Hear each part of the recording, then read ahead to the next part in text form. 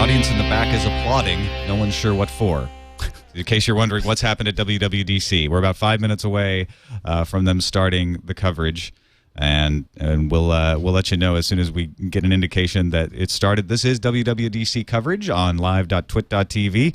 We will be bringing what Steve Jobs says as he says it and what we think about it as we go along, so you don't have to sit there and be bored. You can listen to it. This coverage is brought to you by Slingbox.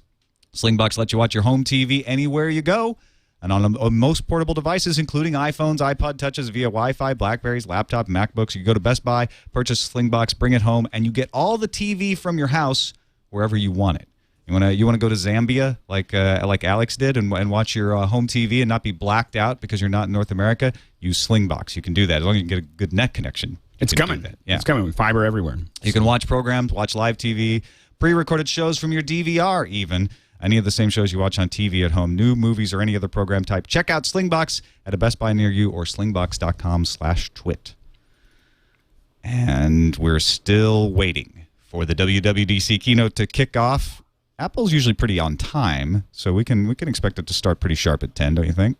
I think so. I think we'll see it quickly. Do we hear any audio on that Nope. on that Ustream? Are they gone? They're very slowly scrolling a message, but I can't quite make out what it is. Something about having patience.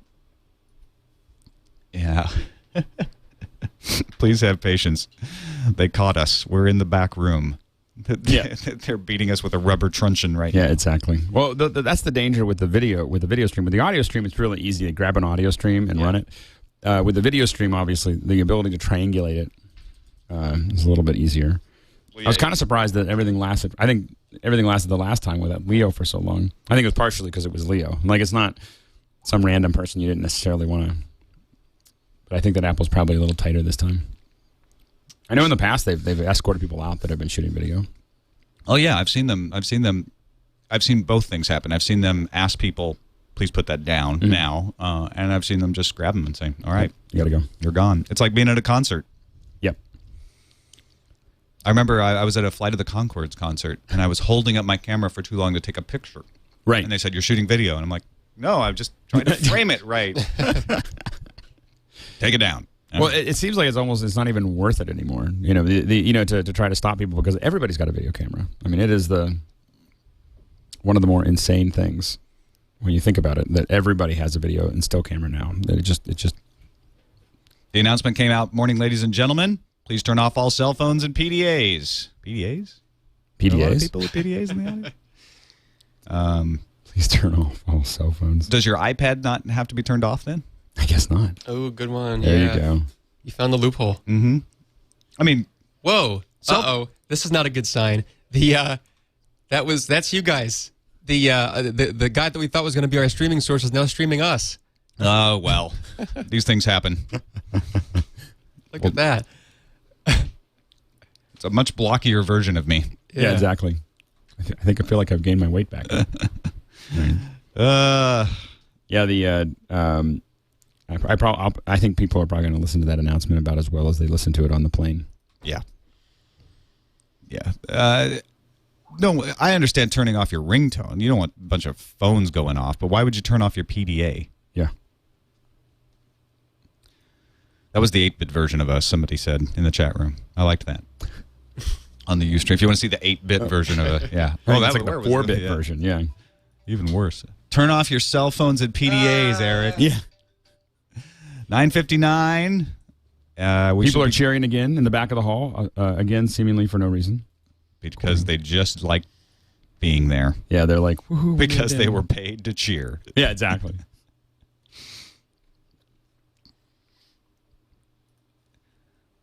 I think we're going to start off with a lot of numbers as usual. Yeah. And then we're going to get into a discussion of iPhone OS 4. That's where I think it's going to go first. Yeah. Yeah. Does that make sense? Yep. Yeah, and a little gloating. It's going to be a long trod through OS 4 with a bunch of developers coming off and showing off apps that they're making to take advantage, especially games. I think you're right. And then at about 10:55 or 10:42, maybe it should be 10:42. That seems to be more often. They bring out iPhone or HD or whatever they. Right. Whatever the new. I kind of think iPhone HD. That's my best guess at what they would call it. Yeah. Do we think it's going to be the rumor is 960 by 580, something like that. 960 by 600. 540 maybe. It's not. It's actually yes, larger because it's 16 by slightly higher. So I think it's I think it's something like 960 by 600 or 960 by 580 or something like that. Louis Armstrong's "What a Wonderful World" just ramped up in volume. Audience went silent, and massive applause as the audience camera panned to people holding up iPads. They had 4 iPads that spelled out WWDC. Oh, isn't that special? So we're about to expect Steve Jobs to hit the stage. Do you think they'll do it again, where they have Steve just sort of master of ceremonies and take the pressure off him like they did last time? Bring up other people to sort of introduce different segments. I think that he's trying to. I think that there is a conscious effort on Apple to try to take some of the focus away from Steve. Mm-hmm. So he's not, because I think that they have to. I think especially over his health problems in the past, I think that was a real reality check for them of we're going to need to, be a little bit more. We need to start. And here he comes. He's taking the stage. Standing ovation.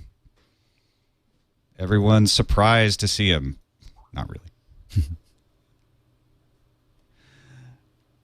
Jim Didrikson says the iPads spelling out WWDC was stolen from Dignation. So there you go.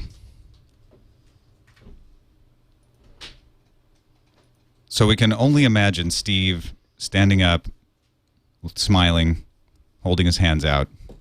Yeah, exactly. It's this. And the beaming faces. What's he wearing? Standard black turtleneck and blue jeans. A surprise. Starts out with, "It's great to be here," as you might expect. Audience yells, "We love you, Steve." Steve's response, "Thank you, I think." Come on, Steve. Be nicer. Could be nicer than that. WWDC sold out, 5,200 attendees. They don't really need Macworld when they have WWDC. This is the focus for them. This gets to the people that make the things that make their products work. Well, and I think the developers need Macworld. The OS 10, especially the OS 10 developers. I think that there's a real opportunity, and I don't think it's necessarily for the individuals walking through Macworld. I think it's for the press. I know it's easier for us to get to everybody and see things and highlight them. He says they have a great conference for you guys this week, the developers. Over 5,200 attendees, 57 countries, sold out in 8 days. BlizzCon sold out in like 1 day. I'm just saying. For how many people? Probably more people. Oh, okay. Well, there you go. Still trying to dig up if we can find some kind of audio feed or video feed. Eric's on it over there. If you hear one, pop it in the chat room.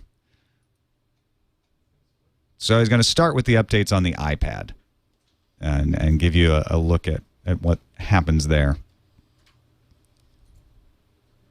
This will be the stats part, right? This will be the numbers. This is where we're doing well. Yeah. We sold this many iPads in this much time with these number of apps, making this amount of money. And probably won't be a lot of comments of, "We thought we'd do this better, and it turned out that was a mistake." No, this isn't really the part of the... It's mostly going to be gloating. Aaron B. points out BlizzCon has cosplay and WWDC does not. Unless you count the people in black turtlenecks and blue jeans walking around as cosplay. It is magical. 10:03 a.m.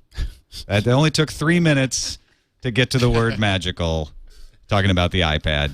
Talking about how the iPad changed the web, email, photos, maps, because it got a girl interested in him at a cafe. Cites an email he got about a guy agreeing the iPad is magical because it helped get a girl interested in him at a cafe. Well, Steve does read his email. Yeah, apparently and responds. Yeah. Very tersely sometimes. Yeah. So here we go. Here come the avalanche of numbers. 2 million sold. One sold every 3 seconds. iPad now in 10 countries. Only 10 countries, actually. That's not that many. No. I mean, compared to the 80 or so that the iPhone's in. Right. Well, and it sounds like they're going to roll it out one country at a time, which I think is interesting because in Africa, there's a lot of the countries that still don't have the iPhone. Yeah. And you see them everywhere. They're just all jailbroken. It's a gray market, right? They just jailbreak everything, and which is very tempting. Oh, he's showing off video of press coverage of the iPad from a bunch of different news outlets. That's an interesting. That's a new take in these. There's some kind of feedback loop there, I think. Yeah. You're gonna get some sort of distortion. Yeah, exactly. I wonder the various press coverage is all the people that he gave the iPad to early. I'm almost certain of that. Not that you're bitter. No, just a little bit. But yeah, we can expect this to go on with the setup, with the numbers. We got video shows news anchors reporting on iPad, people buying iPad. This is all just getting you stoked. It's interesting. I have found that Apple is so methodical and so generally predictable. I mean, other than what they're actually going to say, the pace and the process of all of this is almost identical. It's been almost identical for a decade. So settle in, folks. Yeah. Your favorite beverage at your side. Yes. It's going to be an hour and a half, right? About. I think an hour and a half. Yeah, I think maybe hour and a half. I don't think it's going to be longer than that. I don't think it'll be longer than 90. Yeah. But they do tend to go long. Yeah. 19 countries by the end of July. 8,500 native iPad apps currently. That's a lot more than I would have expected at this point. I'd seen 5,000 2 weeks ago. So yeah, and being an iPad user, I've noticed more and more apps showing up with iPad versions that I had bought iPhone versions of, and now I've suddenly got an iPadified version, like doodle bowling, for instance. Was one where it's like I didn't really care. Double pixeling that was fine, but now they came out with an iPad HD and it does look nicer. I'd rather use that. 200,000 iPhone apps, native apps downloaded over 35 million times. 17 apps per iPad already downloaded. 17 apps per iPad. I've definitely downloaded more than that. I've downloaded a lot more than that. Yeah. And that doesn't count in-app purchases. Right. Which I've spent way too much on comic books on the iPad. I'm trying to stay. There's certain things I try to stay away from. I try to limit the number of games I put on it. So I'm trying to keep myself focused on Plants vs. Zombies. I have like 2 pages of games. Yeah. I still have to go back and finish all the achievements. I have all but one of the achievements in Plants vs. Zombies. I got them all. Did you get the one? The hard one is the one with the rolling waves, where it just keeps coming. You have to last 40 times in that. Oh, I don't know if I did. Did I? That was the one I couldn't get. I'm trying to think of I thought I got them all. Steve's showing off apps like Pulse, WebMD. Pulse is really hot right now. Yeah. Gowalla, eBay. Pulse, if you don't know, it's an RSS feed interpreter, and it then turns it into kind of a nice, newsy, picture-oriented view. Showing off games Iron Man, Avatar, Field Runners. Tremendous interest from publishers of all kinds. And showing newspaper apps, because I don't know if you saw that the Times of London now has an app, $17 a month. You buy it for $17 and you get a month worth of the Times of London, and then after a month, if you want to keep getting it, you pay another $17 in app, and it's like a subscription model. It's like 50 cents. I don't know what it is normally. You're basically paying the same. See, I feel like this is the problem. Is I think as a user, you look at it and go, well, they shouldn't be charging us the same amount that they're charging for the print version. All right, now we're getting our first actual piece of news. iBook is being updated. So this is the iPad app, and a lot of speculation that would be coming to the iPhone when the iPhone gets OS 4. Makes sense, right? The only reason it's not on the iPhone is because they made it for the more advanced OS, right? I think so, yeah. And it's although I think it would be hard to. I mean, I don't know if I'd really want to read the books on the iPhone. I feel like it's a little too small. I've read books on the iPhone Kindle app before, right? And it's what it is with Kindle. It's nice because I've got a book at home on my Kindle. I don't want to bring my Kindle to work and back with me. Mm-hmm. So on the bus or the train, I can look through a few pages, short term reading, so to speak.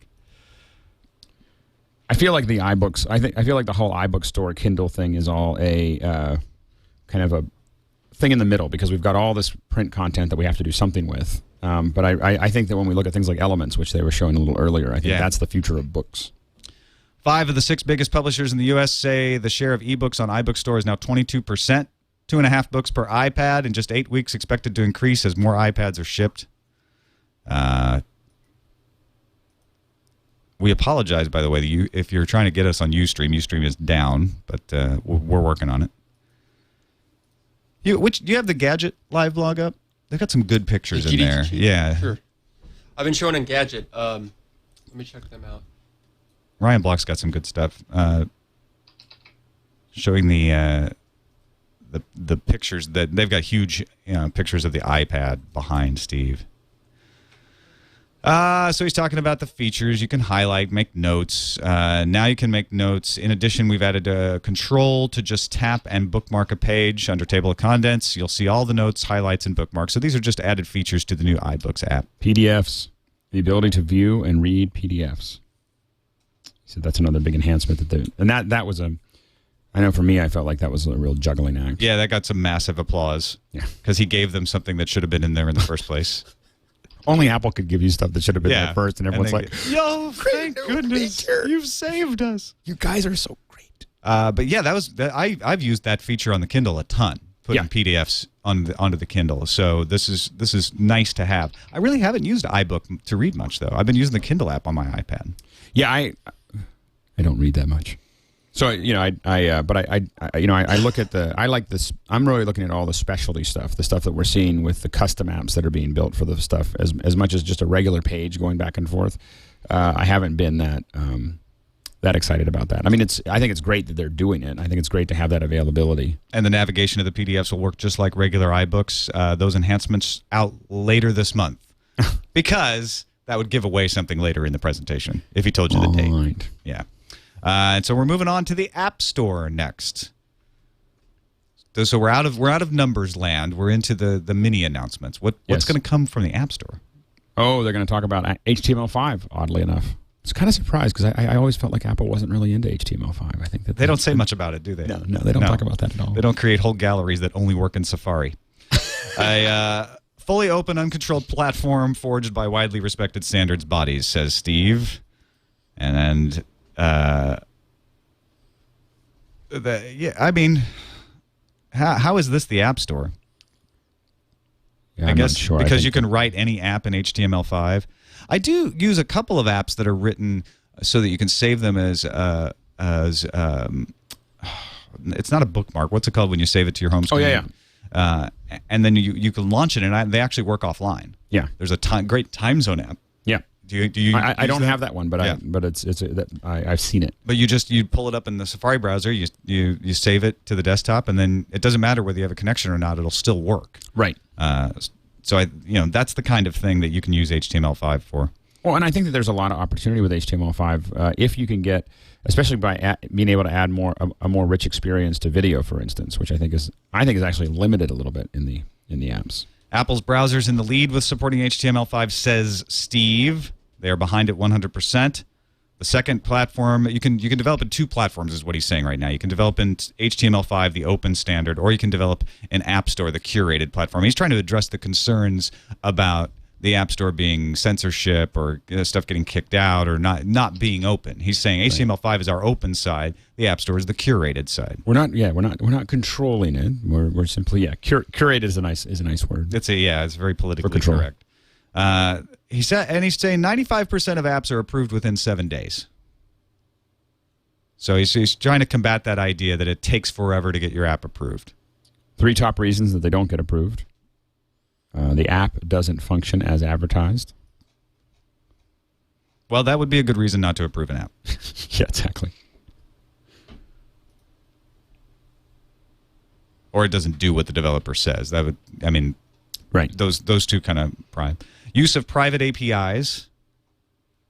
Well, this is where I think there should be a setting in the iPhone OS that allows third-party apps to use whatever APIs they want. And if you go in there, you're geeky enough to go in there and turn that on, you should be allowed to run whatever apps you want on your phone.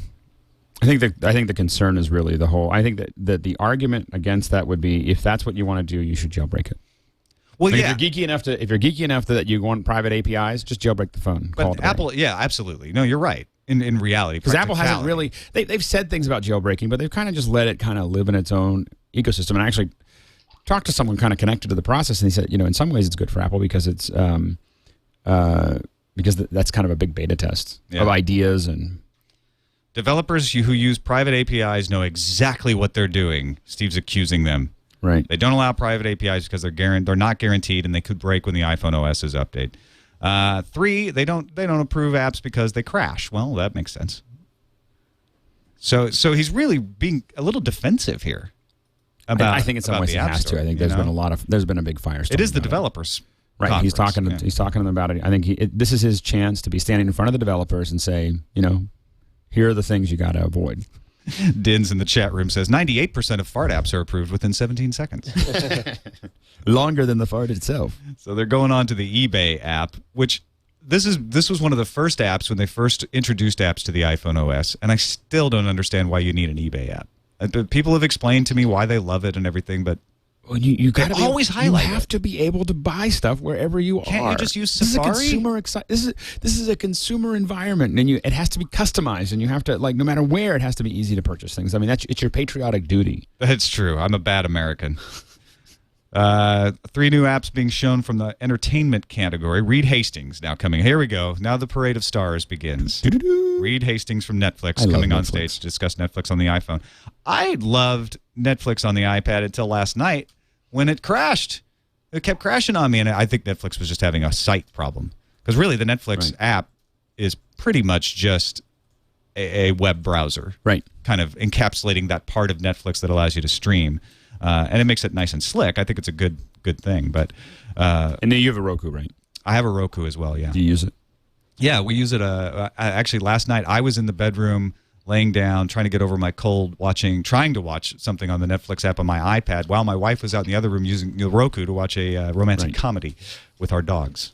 So, Netflix for iPhone coming this summer. So you'll be able to watch the Netflix app on your iPhone. Not really the greatest.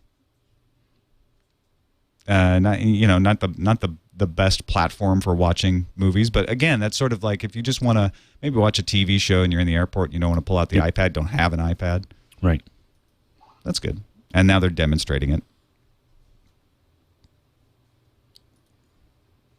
I have been surprised at how long I've actually watched whole movies on the iPhone, just not thinking that I was going to, just kind of turning them on, and suddenly I realized that I got through the whole movie. But I do have to admit, once you have the iPad, the best platform.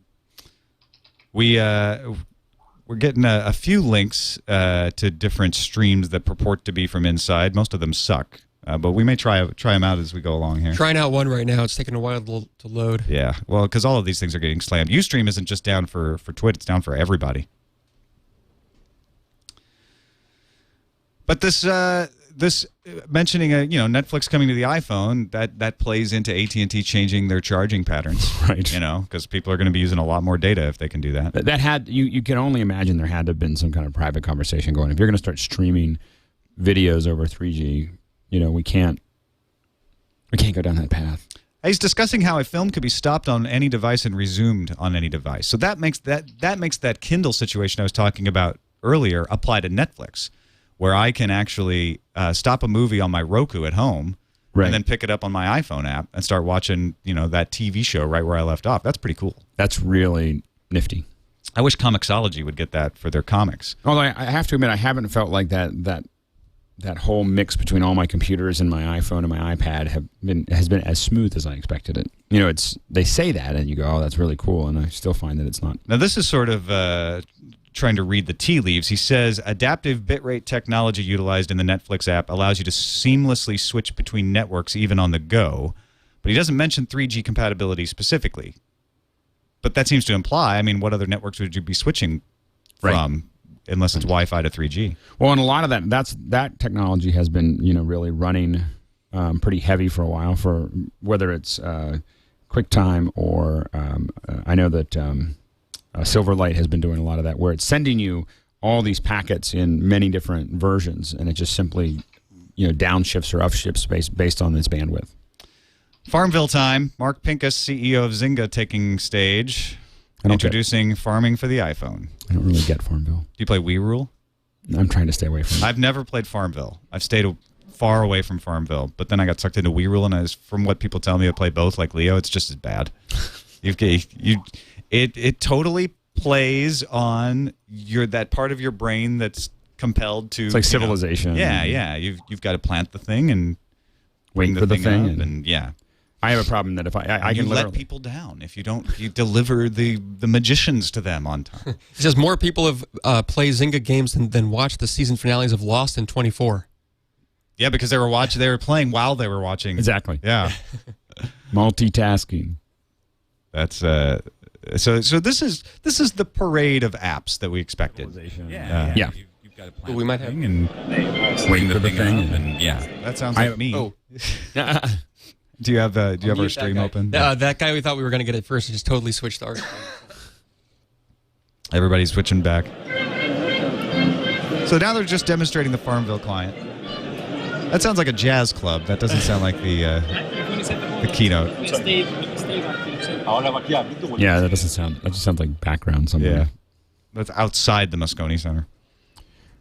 Different functionalities of the Farmville client for the iPhone being demonstrated right now. They've made very, very few announcements so far. Just that iBooks would be updated with some bookmarking and coming later this month. I'm starting to feel like this might be one of the shorter presentations. Netflix app coming to the iPhone. It doesn't say when though. This summer. That's all they said. Summer. And now we're getting a Farmville client for the iPhone. You can get push notifications for withering crops. See, that's important. Because if you let your pumpkins die, then what are you doing? I know, Why are but you just even there? imagine you're in some meeting and suddenly you get a push notification. Oh, I got to go back to Farmville. Like my crops are dying. You say that because you haven't played. You just don't understand the importance of these things. I am. It's not. No. Farm anytime, anywhere. That's the quote. Tractoring just got cooler. Well, this is no surprise. This is actually kind of boring to me, honestly. Yeah. I mean, there's plenty of Wii Rule and Zombie Farm type apps already for the iPhone. The fact that Zynga's bringing one, okay, great. Right. They're the leader. They're the most popular. It's nice to see that, but according to Macworld, the crowd is a little unruly. Probably because they're like, okay, let's move on. Yeah, doesn't Steve usually reserve this parade of developers for like the middle of the keynote? I think that usually they want to get over, there's just a bunch of pump up that goes on at the beginning to make sure that we're all clear that things are going well. I think that was a little shorter than I expected, the pump up. You can buy a snow leopard on the iPhone version of Farmville. 70 million active users. And Pincus says, I'd just like to say if you don't regularly farm, you should. Because it's important for our economy. It's definitely important for his economy. All Facebook friends can be accessed in Farmville for the iPhone, as well as the same social functionality found on Facebook. Are you still a Facebooker? I do. I have explained it that I never put anything into Facebook that I didn't expect would become public at some point because I never really trusted them. At first, I just didn't know who they were. I'm like, I'm not putting anything in there. And then as things went along, I'm like, I don't feel the need to fill this out completely. I just had it like all my, I had all these friends that had it, and I don't have any need for it to be particularly private. Coming by the end of the June for the 1-year anniversary of the launch of Farmville, the Farmville app. That's the biggest announcement so far at this WWDC keynote. We got tractors out there. iBook, Netflix, Farmville. Activision. Next. Talking about Guitar Hero. Ooh. Very nice. And Sunken Planet just leveled up on Wii Rule as we were talking, so it's very relevant to him that we were talking about Farmville. Right. Guitar Hero is doing some interesting stuff to try to keep relevant and keep fresh. So they're going to tell us how great Guitar Hero is first before they tell us what they're bringing. They're developing a brand new Guitar Hero experience exclusively for the iPhone and iPod Touch. Well, that sounds like a real applause. What do we got there?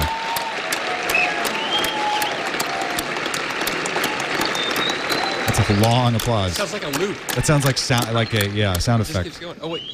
It's great to be here. Thank you very much for the welcome. Oh, that's the beginning. It's great to be here. That was the opening of WWDC. Slightly delayed. New Guitar Hero shows 3D rock stars that are fully customizable. Whew. That's pretty nice.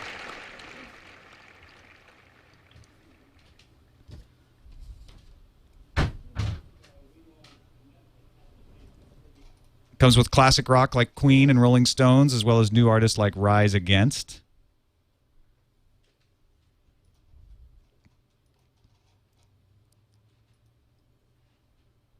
You got a good source for photos there? I've been looking back and forth at Engadget and GDGT. GDGT's got a shot of the Guitar Hero thing right now that we've got up.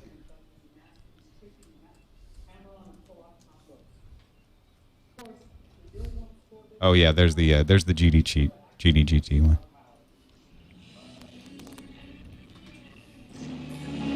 New strumming mechanic, trying to make the gameplay perfect. Gameplay similar to classic Guitar Hero. This doesn't seem that great. No, I've never. This is the long, boring slog of Yeah, any this is keynote. the stuff that. Well, and you have to. Part of it is also promoting these app developers who are doing something that's that's pushing forward. It's inspiring the other ones, but it's also giving them that. I mean, it's an incredible amount of exposure for the app developers that Apple's bringing up. So that's their big. I think that's also spreading a little love that keeps them connected. Showing a gameplay trailer. New strumming mechanic utilizes multi-touch display to make the gameplay perfect. Ain't it perfect? Perfect gameplay? Yeah. I don't know. We should do a hyperbole count. Yeah, exactly, because At it's some magical. point. Yeah. Awesome. Fantastic. Incredible. Amazing. Perfect. Perfect. Perfect. Did I mention perfect? I think perfect's it's New version of Guitar Hero on sale today for your iPhone and iPod Touch at $2.99, and Steve is back on stage. Thank goodness. According to him, it's very cool. 1,000 apps on the App Store, and I've got. It's still behind. That's still behind. That's from earlier. It's yeah. like it's like tape delayed. Yeah, it's 20 minutes behind. So that actually wasn't as bad as it could have been. We're only 27 minutes in. And we're past it. Yeah. We're past the developer show. I don't know. We're past the games. We're past the game show. Now we have to move. We still have medical. We have legal. Right. We have construction. Productivity. I think we're going to see. Crossed 5 billion total downloads on the App Store last week. That's a lot of bits. That's all I got to say.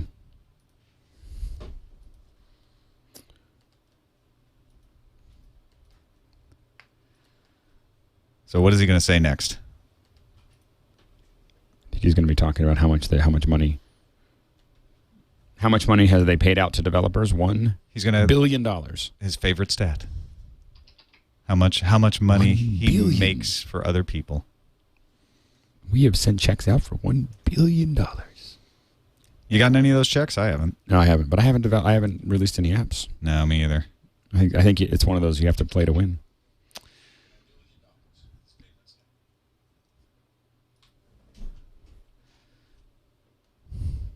Evidently, if you just think about an app and talk to people about it, you don't get paid. That's what I've learned from some experience. That's sad.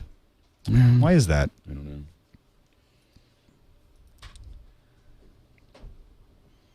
And all the developers are obviously cheering right now about the $1 billion apps. Now he's going to talk about the iPhone. Now we get to the meat. Now we get to the thing that's really why we all decided to spend our time paying attention to this.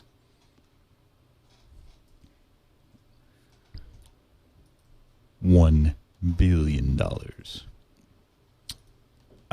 So he's going to talk about the iPhone, not the iPhone OS. Is that am I reading too much into that? I think we're going to hear some stuff about the iPhone OS. I think it's connected to the iPhone. I think there's a lot of things they couldn't say until the iPhone gets. I think you have to show the hardware first and then show how the software is going to play into that. Yeah.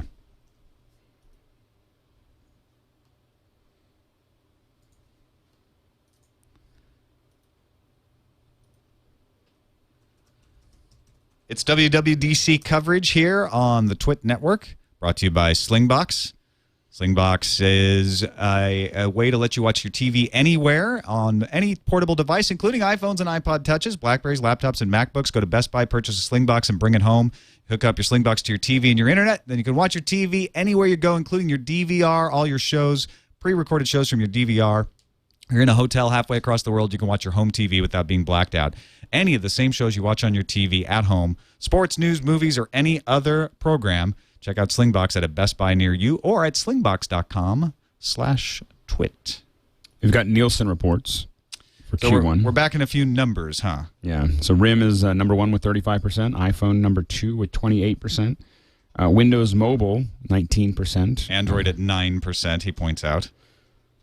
Not that he's rubbing it in. Yeah, he's rubbing it in. He's enjoying this. He's got a nice little keynote chart for it too. Yeah, he does. We should throw that keynote chart up. I see it on I see it on Ars Technica. on the Ars Technica feed. Okay. Yeah. It's the thing about these things. If you're not, you got to have about 4 different live blogs going at once. Because they're all typing, but they're not. It's not all quite. It's not all in sync. And it's a completely different take. There's like these different side comments from each one too. Yeah. So now he's going to put things into perspective for us. 2007, iPhone reinvents the phone. It's hard to remember what it was like before the iPhone, says Steve, and thus makes it so. I can no longer remember what it was like. I do have to Power admit, of suggestion. I tend to refer back to it going, there was the time before iPhone and the time after iPhone. It is hard for me to realize that this is actually the 3rd iPhone that I've owned. It's not a it's not a continuous device because they feel so seamless when you go from one upgrade to another. Yeah.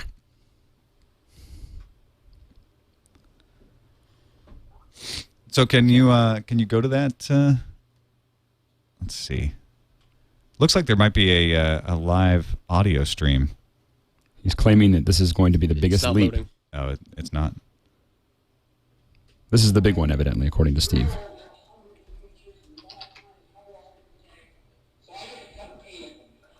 Did you get it out of the chat?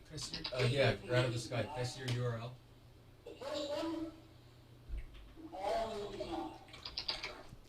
All new design, huh? Now we're getting something. I think we were kind of expecting that. This is really hot. 100 new features. Not enough time for all of them. They're only going to cover 8 of them today.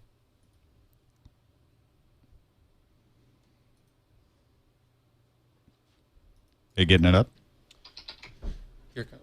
All right. I think we got some audio One of for the most you. beautiful designs you've ever seen. Beautiful design. This most is, beautiful. beyond a doubt, the most precise thing, one of the most beautiful things we've ever made.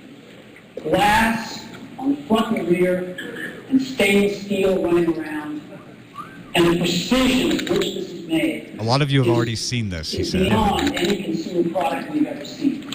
Its closest kin is like a beautiful old Leica camera. It's unheard of in consumer products today. Just gorgeous. And it's really thin. It's really gorgeous and really This is the new thin. iPhone 4. And turn it down because here comes the clapping. Well, now that he said all that, it does look So, a lot nicer than it did during the iPhone Gizmodo. 4. Yes. 9.3 millimeters thick, that's 24% thinner than the iPhone GS. Again, a quarter thinner, and something you didn't think could get any thinner. As a matter of fact, it is the thinnest smartphone on the planet. Smart. Yeah, you're going to have to ride that because it gets really annoying when people clap at everything. A few of the external things on it. Here are the volume controls, volume up, You know, I've volume noticed down, that Steve is very obsessed with thin. He's very thin. We Yeah. have a front-facing camera. Well, I think the gadget world is obsessed We with have it, a so micro SIM tray. not just him. We have a camera and an LED flash in the back. Front-facing camera and a micro SIM tray. And a camera and an LED flash. Connector to the speaker. And if we look on the top, we've got the headset jack, we've got a second mic for noise cancellation, and the sweep. Noise cancellation, that's nice. Because there have been a few photos of this around, people asked, what's this? I didn't catch that. What was it? This doesn't seem like Apple. What are these? Because there have been a few photos of this around. This beautiful stainless steel band. Well, it turns out there's not just one of them. There's 3 of them. A black and a white one. And they are part of the entire structure of this phone. That stainless steel band that runs around is the primary structural element of the phone. And there are these 3 slits in it. It turns out this is part of some brilliant engineering. Oh, it's part of which brilliant actually engineering. uses the stainless steel band as part of the antenna system. This is their trying to improve the iPhone reception because there's been a lot of talk about whether the iPhone is actually part of the problem in the data retention. So those bands, those grooves, are part of an antenna system. Antennas right in the structure of the phone. It's never been done before. Really. So, Which is why you'd want to take it out to a bar to test it. Right. you need to test that antenna. Ever. It uses stainless steel for strength. Stainless It steel uses for glass strength. on the front and back. I was waiting for optical space age. quality and scratch resistance. It's got integrated antennas and extraordinary build quality. Again, I don't think there's another consumer product like this. When you hold this in your hands, it's unbelievable. Unbelievable. So this is our all-new design I don't believe it. But is it magical? for the iPhone 4. iPhone 4 is the name. That's the first. And I thought it was going to be called. I thought it was going to be called Sugar.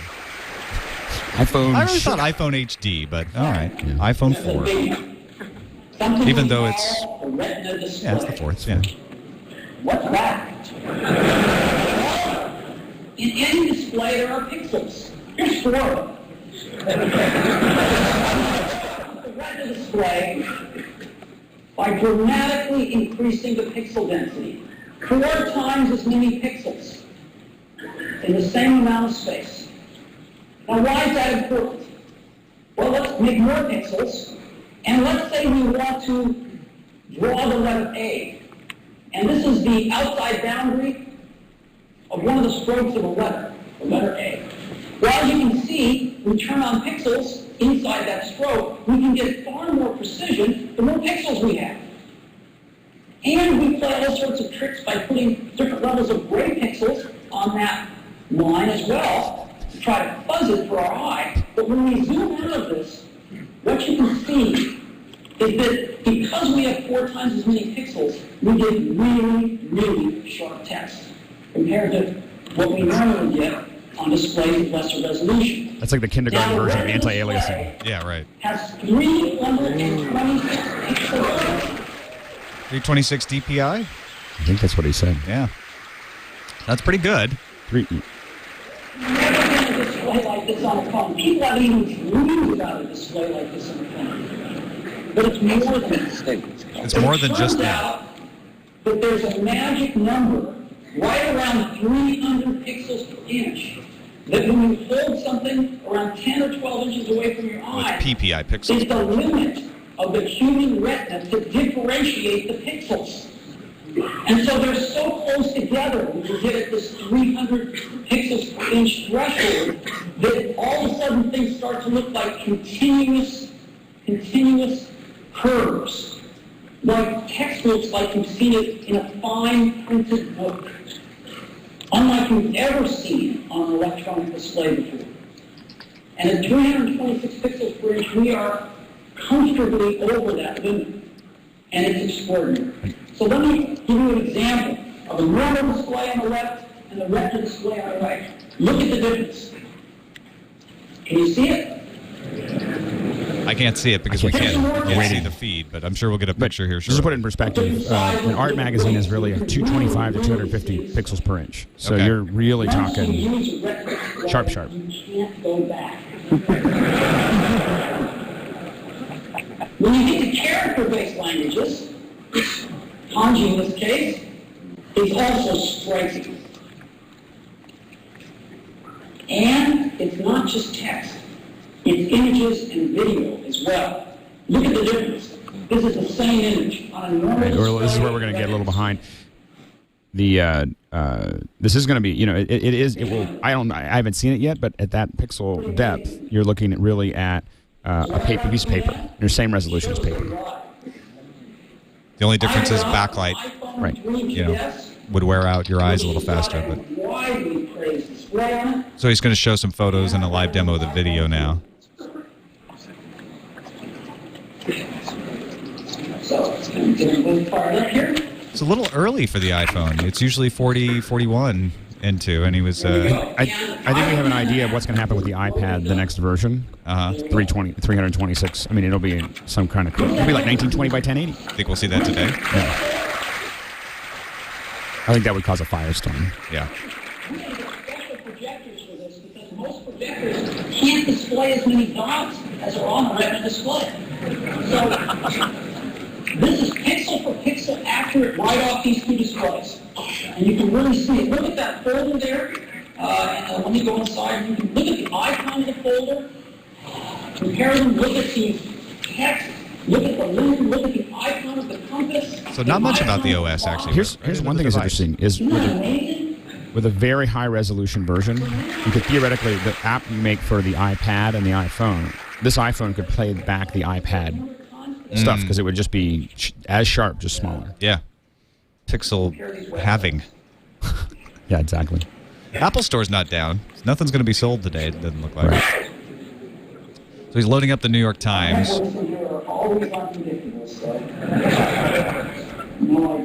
And if you missed it, he was talking about how they had to get special projectors for this because of the high resolution. Right.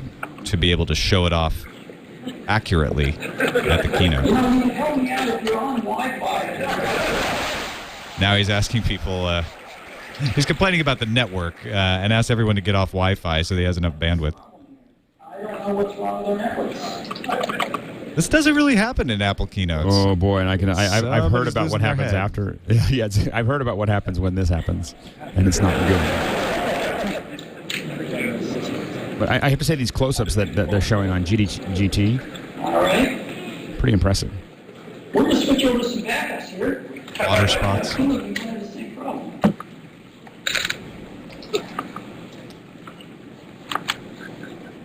This is unusual. Very unusual.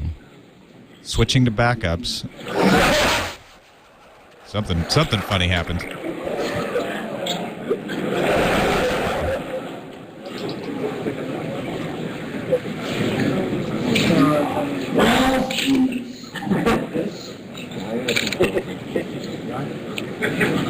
Right back to primaries. I'm afraid I have a problem, and I'm not going to be able to show you much here today. Uh-oh, he's actually not going to be able to show I can you. show you some pictures. The camera roll. iPhone 4 now on AT&T, all kinds of error messages about not being connected to the internet. Let's go take a look at some photos here. Take a look at that. Same photos. Any difference? Wow. I do not want to be in the meeting that comes up after this. Photo. Big difference?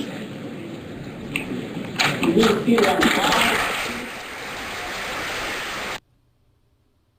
the eye. They're now showing photos of the New York Times and loading on one or the other. What do you want to be looking at?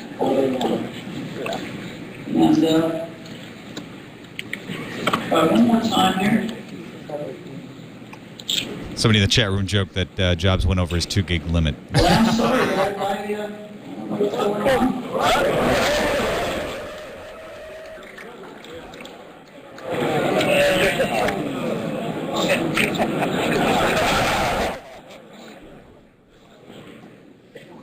So having some problems with the demonstration of the new iPhone 4, if you're just tuning in. Steve Jobs at the WWDC showing off iPhone 4 right now. Steve apologizing and asks Scott for suggestions.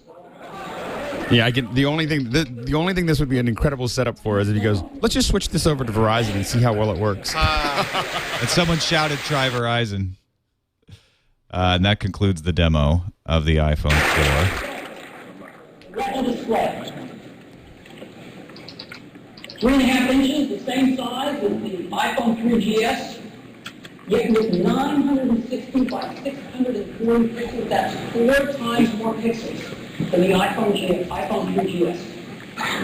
326 pixels per inch. An 800 to 1 contrast ratio, which is again 4 times better than the 3GS. We're using IPS technology. This is a very advanced LCD technology, which is quite a bit, in our opinion, quite a bit better than the OLED technology for these types of products, and provides much more accurate color. Pop at the Nexus One. And much higher resolution. You can't make an OLED display with this type of resolution right now. And so we think the IPS technology is really quite superior. And it results in incredibly sharp text, images, and video. Now, again, the Retina display has got 78% of the pixels on an iPad. Do you think? Right in the palm of your hand. Do you think this will fix the AT&T problems in San Francisco? This happened during the keynote? But I think that they were trying to use Wi-Fi. Oh, yeah. On the Retina display. You know, I think it was just But they something. look even better. Because what we do is iPhone OS automatically renders your text in the higher resolution and all your controls in the higher resolution. So you get that automatically, and your apps will even better without you doing anything.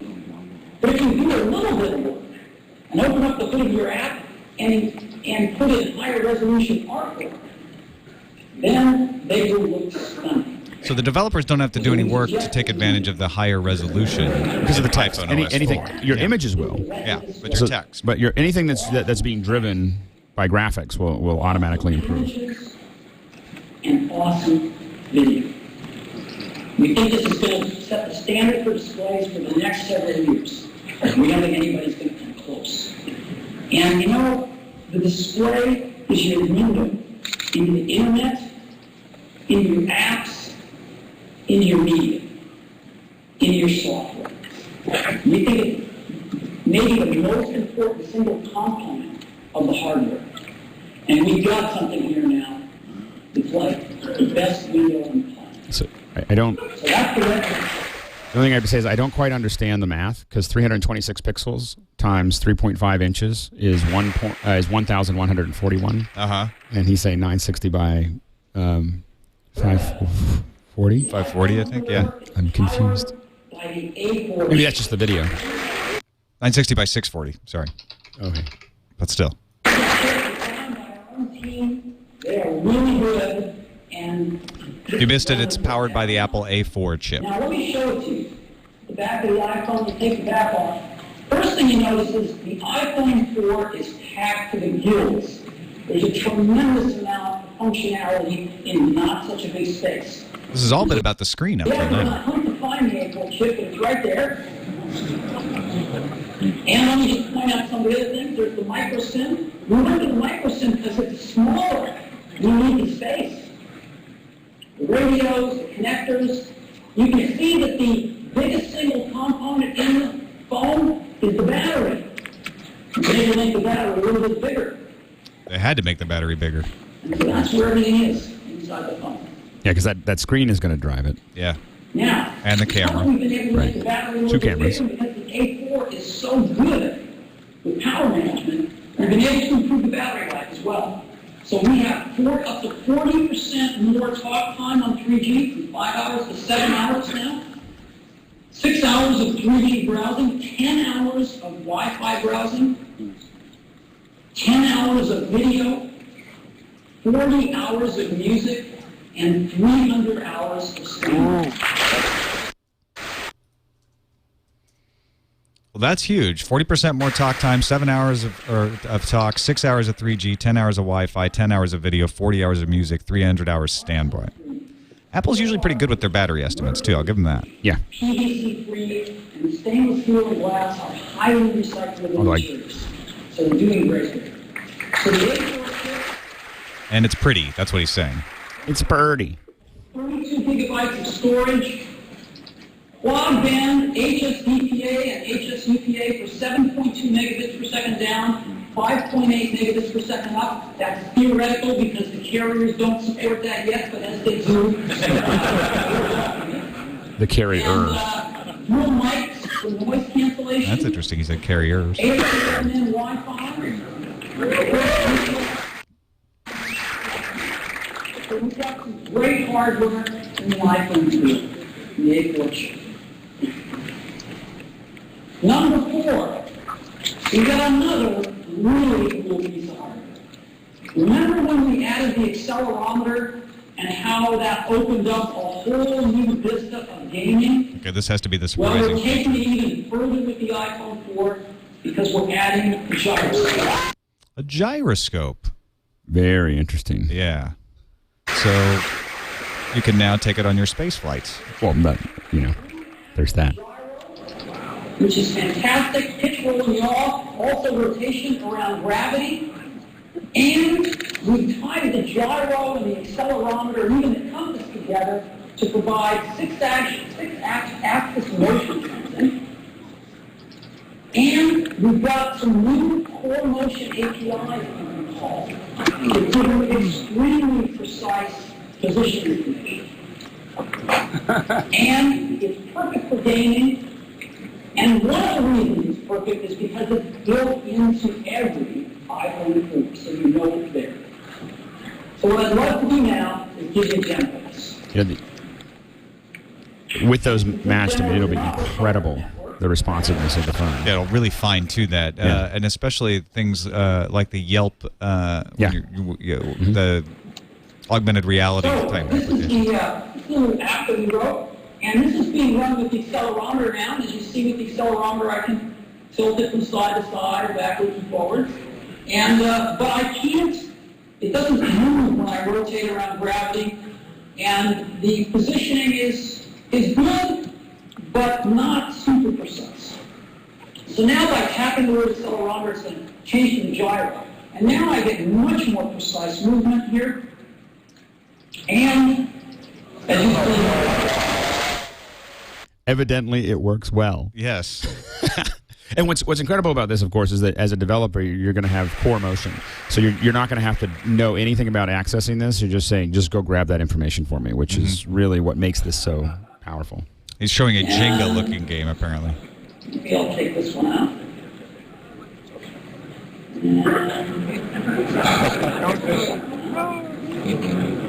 And this one out. Yeah, all the live blogs are saying this is impressive to see. Wish we could show you video. But there's the Jenga game.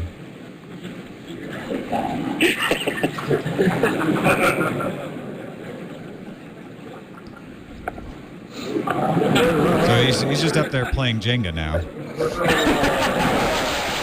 And obviously doing well at it.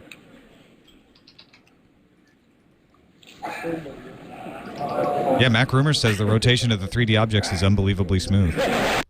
And I don't think they were quoting Steve because I didn't hear him say that. Unbelievable.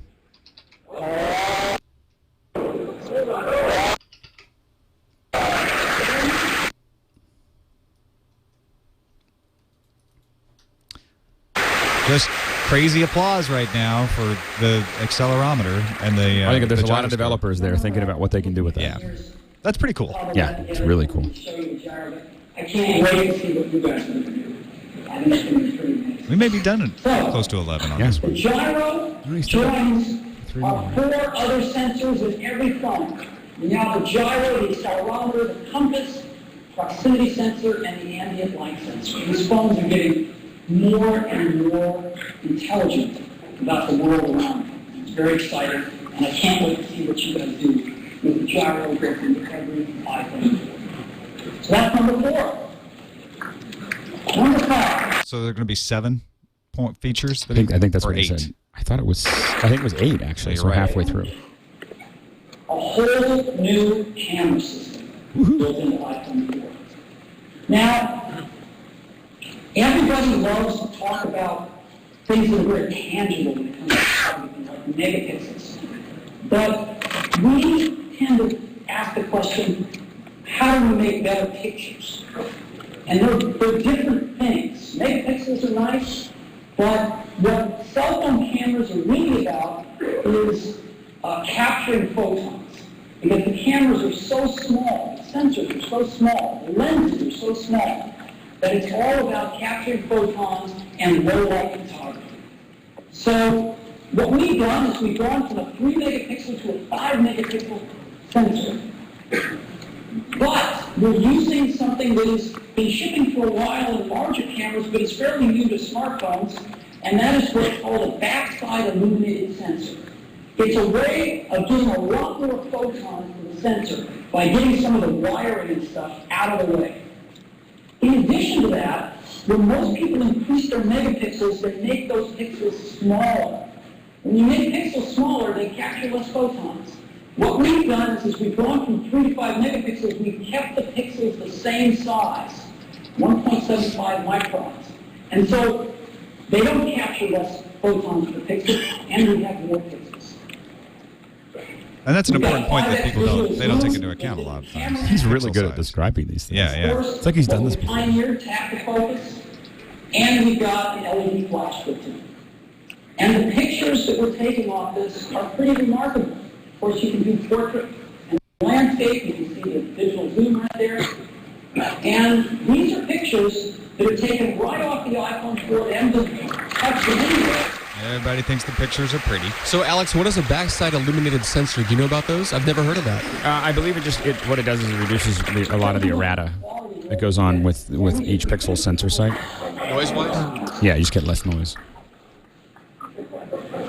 And they didn't squeeze a bunch of pixels on just to say it was 8 megapixels or 10 megapixels. Which is what everybody does. Yeah.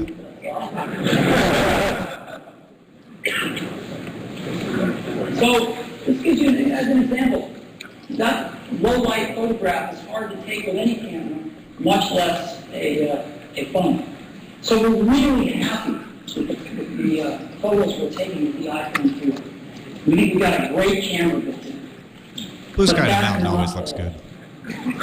Because the camera also records HD video. So I'm guessing 720p recording. Yeah, I couldn't tell if he said that. Oh, 720p at 30 frames per second. My blog had it before our audio. Now, we pioneered tap to focus for still photos. We now have tap to focus video. And we have built-in video editing for trimming your clips right on the phone. And one-click sharing to share your photos.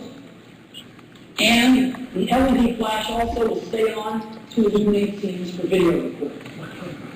And so you can actually So you use it record as a light. HD video right on your phone, edit it right on your phone, and then with a few taps, email it, send it in an MMS, send it to MeasleMe, send it to YouTube. It's pretty remarkable. Now, Just But we're remarkable.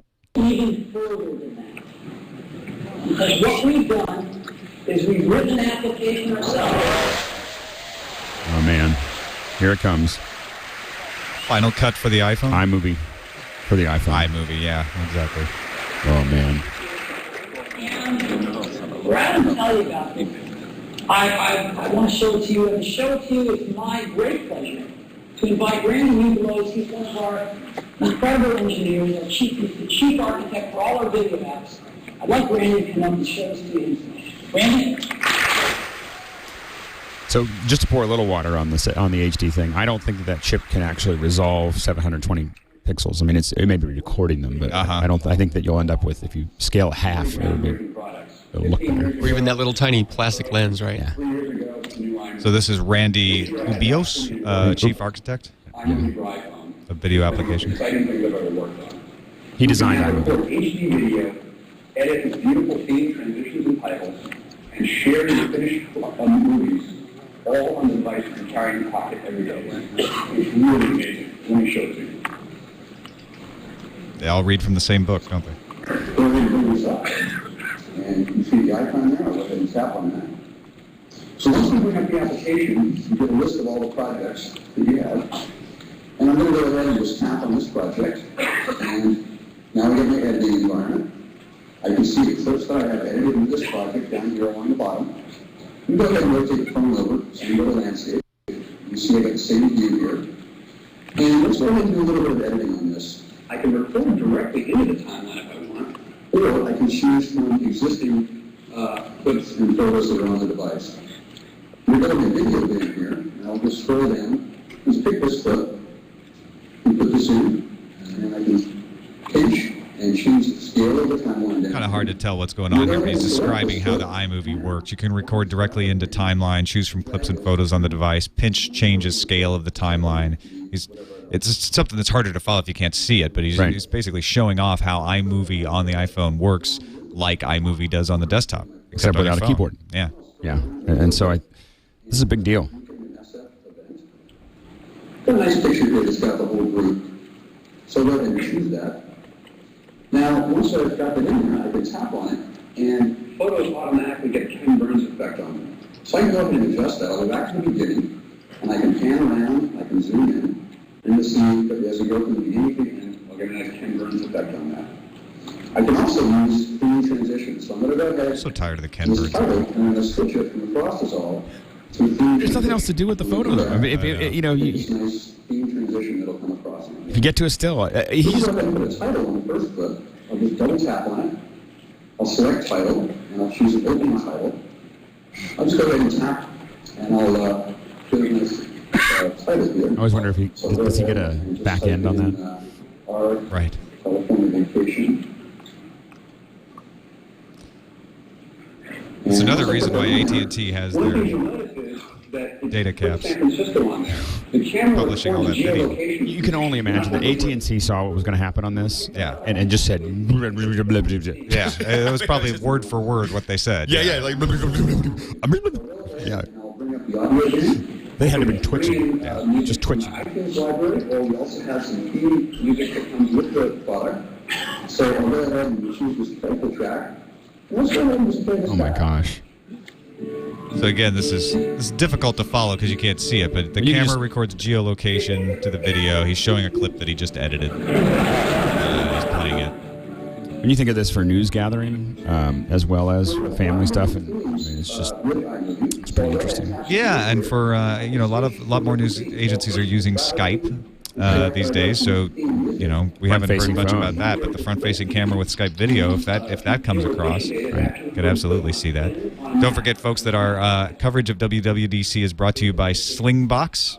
Slingbox allows you to watch your TV anywhere you are. Anything you've recorded, you just plug it into your internet and into your television, then you can watch the TV you get at home anywhere you go, on your iPhone, your iPod Touch, BlackBerry laptop, and MacBook. Pre-recorded shows from your DVR, basically any of the shows you get on TV. Check it out. Slingbox at a Best Buy near you or at slingbox.com/twit. And what I'm going to do now is I'm going to show you a version of this project that was exported out at 720p HD. What you're going to see was produced entirely on film, recorded, edited, rendered, all completely on film. The real question here is how quickly are we going to see movie festivals? iPhone movie festival, movie competitions, movie festivals, everything. Sure. I mean, this is really now, and it has to be done completely on an iPhone. Now, we're not going to be able to do much of the. We're not going to be able to tell much of what's going on with this movie because it doesn't have a whole lot of dialogue. So we're simply going to listen for the clapping But and the see if live it actually turned out well. live blogs say it looks pretty professionally shot. Look at this screenshot here. You can choose your music based on theme, based on feel. Yeah. Right, modern, news, playful. Can export to 360p, 520p, and 720p. I'm not sure if y'all caught that. So you've got a choice of how to put it out. Sounds like folks think it's okay. Yeah, if you like that kind of thing. They're paid to clap. They paid for the privilege of clapping, so they're going to clap. Exactly. What is 520p? Is that even right? Shouldn't it be Say 540? I think it's 540. It says 540. Yeah, it's 540. It was a typo on Mac Rumors. For iPhone. And you'll be able to buy this right on your phone for $4.99. Oh, so this is not free. How much was it? $4.99. If they approve it. This is, again, part of some amazing new camera system on the iPhone 4. And we're really proud of it, and I think you're going to like it a lot. Now, before I begin number 6, our guys are running around like crazy backstage, as you might imagine. Why are my demos crashed? Because there are 570 Wi-Fi base stations operating in this room. We can't deal with that. So we have two choices. Either, I've got some more demos that are really great that I'd like to show you. So we either turn off all the stuff and see the demos, or we give up and I don't show you the demos. Would you like to see the demos or not? Yeah. He's asking people to turn off all of their devices. Am I getting Literally, that right? he said there's 570 Wi-Fi base stations right now. Several hundred of these use Wi-Fi things too. So all you bloggers need to turn off the base stations, turn off the Wi-Fi. Every notebook, I'd like them to put them down on the floor. And all of you look around, I'd like you to police each other. This is really funny. Shut all the laptops. Turn off all the Telling everyone to shut off their laptops. I think he's handling this well. If also this trying to- works, it'll be a great comeback. Trying to end the live streams, too.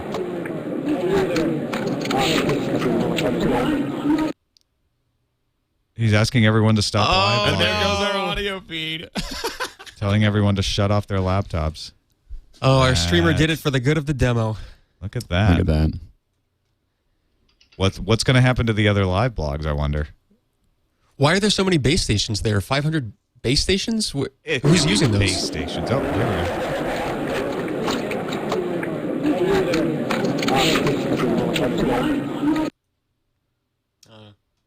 Yeah, just leave it up. It might come back.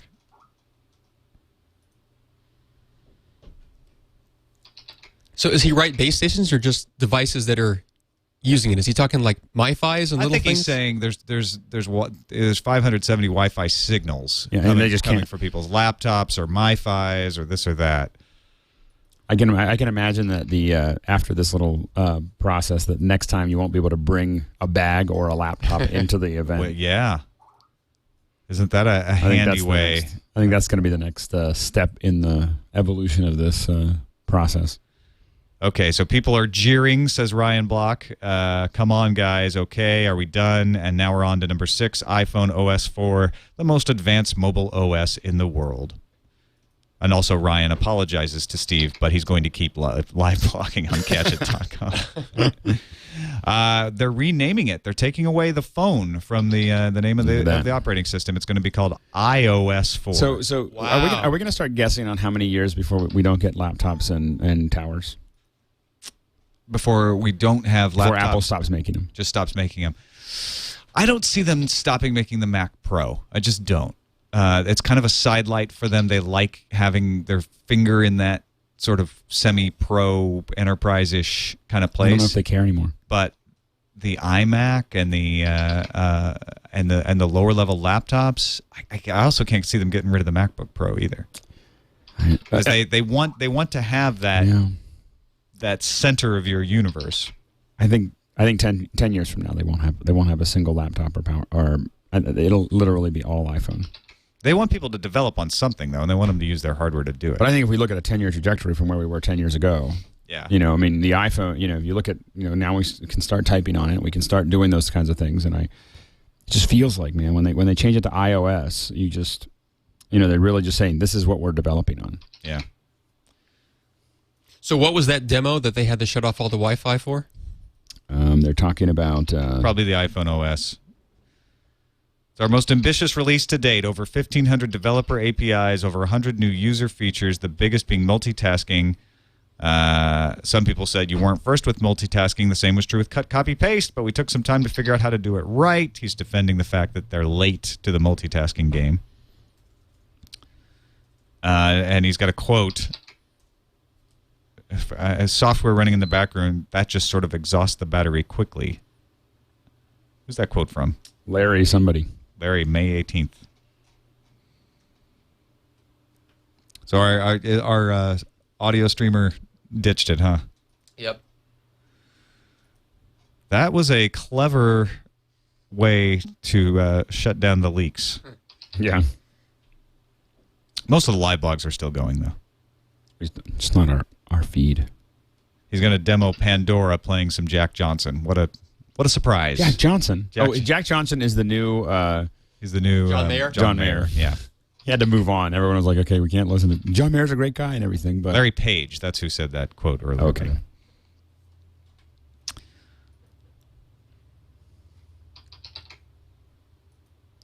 So we're in the midst of 8 iPhone 4 features being talked about by Steve Jobs at his WWDC keynote.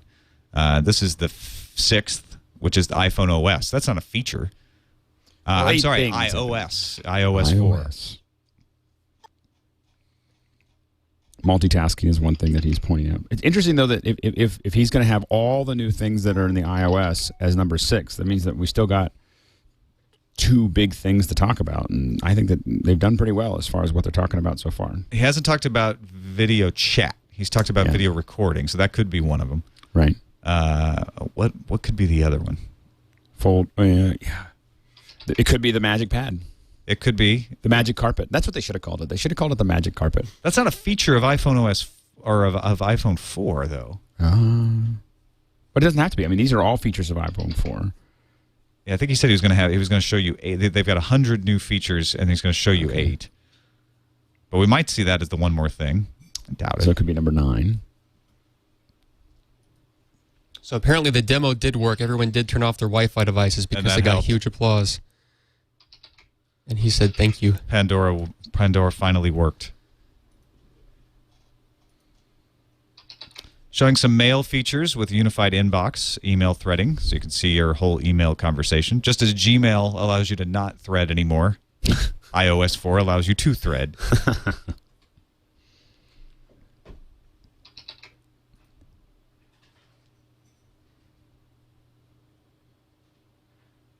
So it's funny, some of the live blogs update speed has changed now that everyone's turned off their laptops.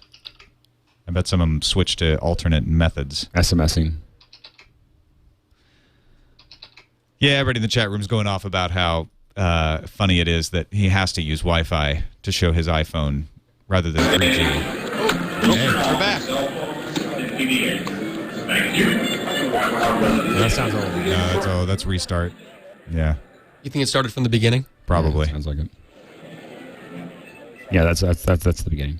Oh, that was that jazz music? Yeah. He's going to create a folder to manage some apps by holding and dragging. You can drag one app on another, and a folder is automatically created. Yeah. And it's really nice. He showed this off last time. I know, but I played with it a little bit. Yeah? And you're just like, I can't believe we didn't. It's another one of those things like, I can't believe we didn't have this before. Why did we have to wait so long? Yeah.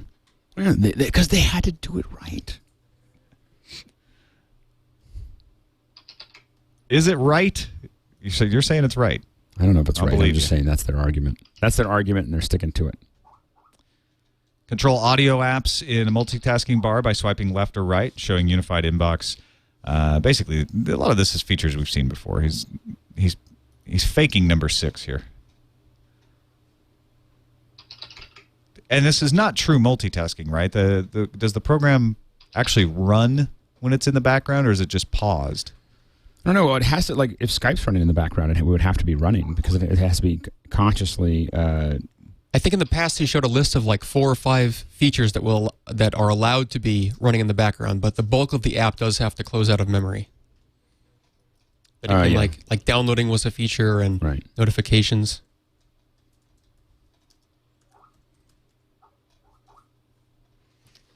This is apparently back. Someone said in the chat room.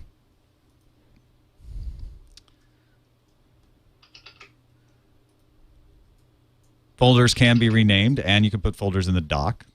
Old news. Better data protection, device management, wireless app distribution, multiple exchange, SSL.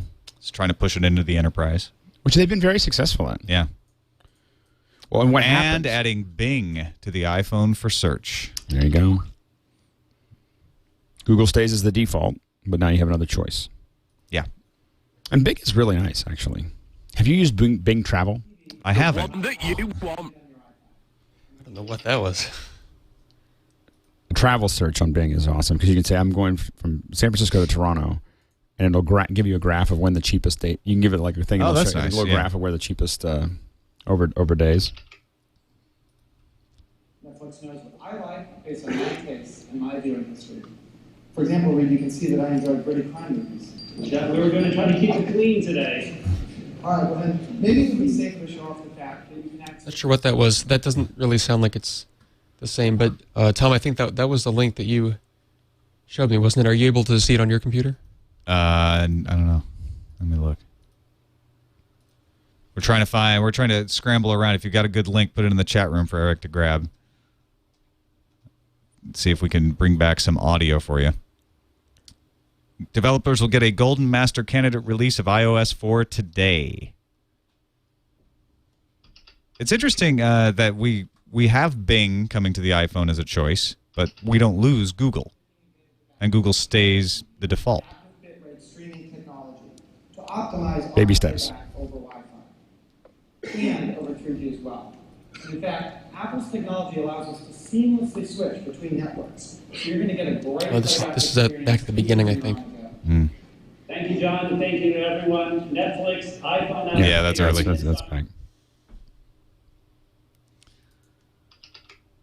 Now, there's another major milestone we're about to hit. This month, we will sell the 100 millionth iOS device. We're on to calling it iOS now for everything. That includes iPhones, iPod Touches, iPads, everything. Perhaps something in the future? I don't know. Some new So Apple TV replacement. Number 7 is iBooks. That's feature number 7 is iBooks? We already talked about iBooks. Well, iBooks on the iPhone.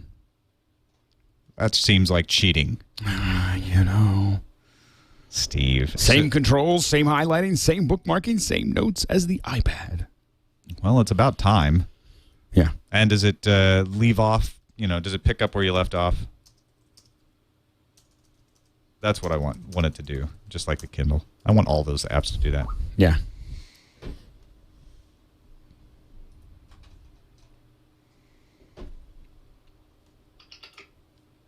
Let me ping that for you. So, yeah, they're showing the Winnie the Pooh app or book on the iPhone. Looks really good when it's huge like that. Did you see Dane's note just now? Same controls, same highlighting. Yeah, that's all the same stuff. And also coming to the iPod Touch. Good point. If you're an iPod Touch user, you're going to get iBooks, which I think is a good move. A lot of people will use that on the iPod Touch. I still think one of the things that we really need to be seeing more of from Apple is developer tools for content for the iPad and the iPhone. I mean, I think that, that right now is very painful. Across all 3 devices, wirelessly, you can purchase and download a book. Well, we kind of figured that would be the case. Download the same book to all devices at no extra charge. That's good. So it works like the Kindle in that way.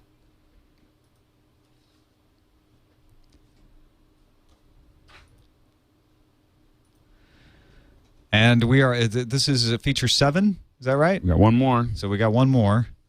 And I don't know if there's one more thing. And we were thinking, what was it we were thinking we haven't touched on yet? I think levitation. Actual levitation. Something about that and cleaning your dishes. All right. Ken, did you see Ken's note? Looks like that might be working again. I think it's just up and down. You might want to keep trying it. iBooks will automatically and wirelessly for no charge sync your place, notes, and bookmarks across all your devices. Big applause and sorry, Kindle. Oh no, that's just Ryan Block saying that on his live blog. I can't imagine Steve saying that out loud. Out loud, in front of people. Anyway. Yeah. Although I'm sure that the back was, let's just look at what people like about Kindle and make sure that we add all those things. I mean, it's not a huge thing that's kept me from reading on the iPad, because I've been reading on the Kindle mostly anyway. But that is one thing that I think about is, I would like to be able to buy an iBook and be able to read it on my iPhone. Right.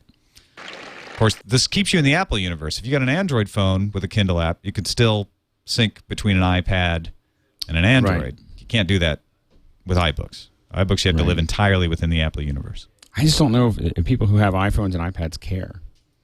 I think a lot of them have, they've had a pretty good taste of the Kool-Aid. So now they're doing more demo. Just very echoey. The same service you get on your HD TV, your laptop, and on your iPad. I'm going to show you how it's going to work. And you can start a film on your big screen TV and pick up right from where you... That sounds old. Yeah, I don't know what that is. Still old. The one thing that does bother me is when you get into certain areas where you can't copy. that's the on the iPhone. Mm-hmm. You'll open something up and you want to copy some little snippet, and you realize I always realize how much of that I do, and suddenly there's no way to do it. Yeah, no way to get to that. Yeah. He's showing off the PDFs now, which he mentioned over an hour ago. Yes.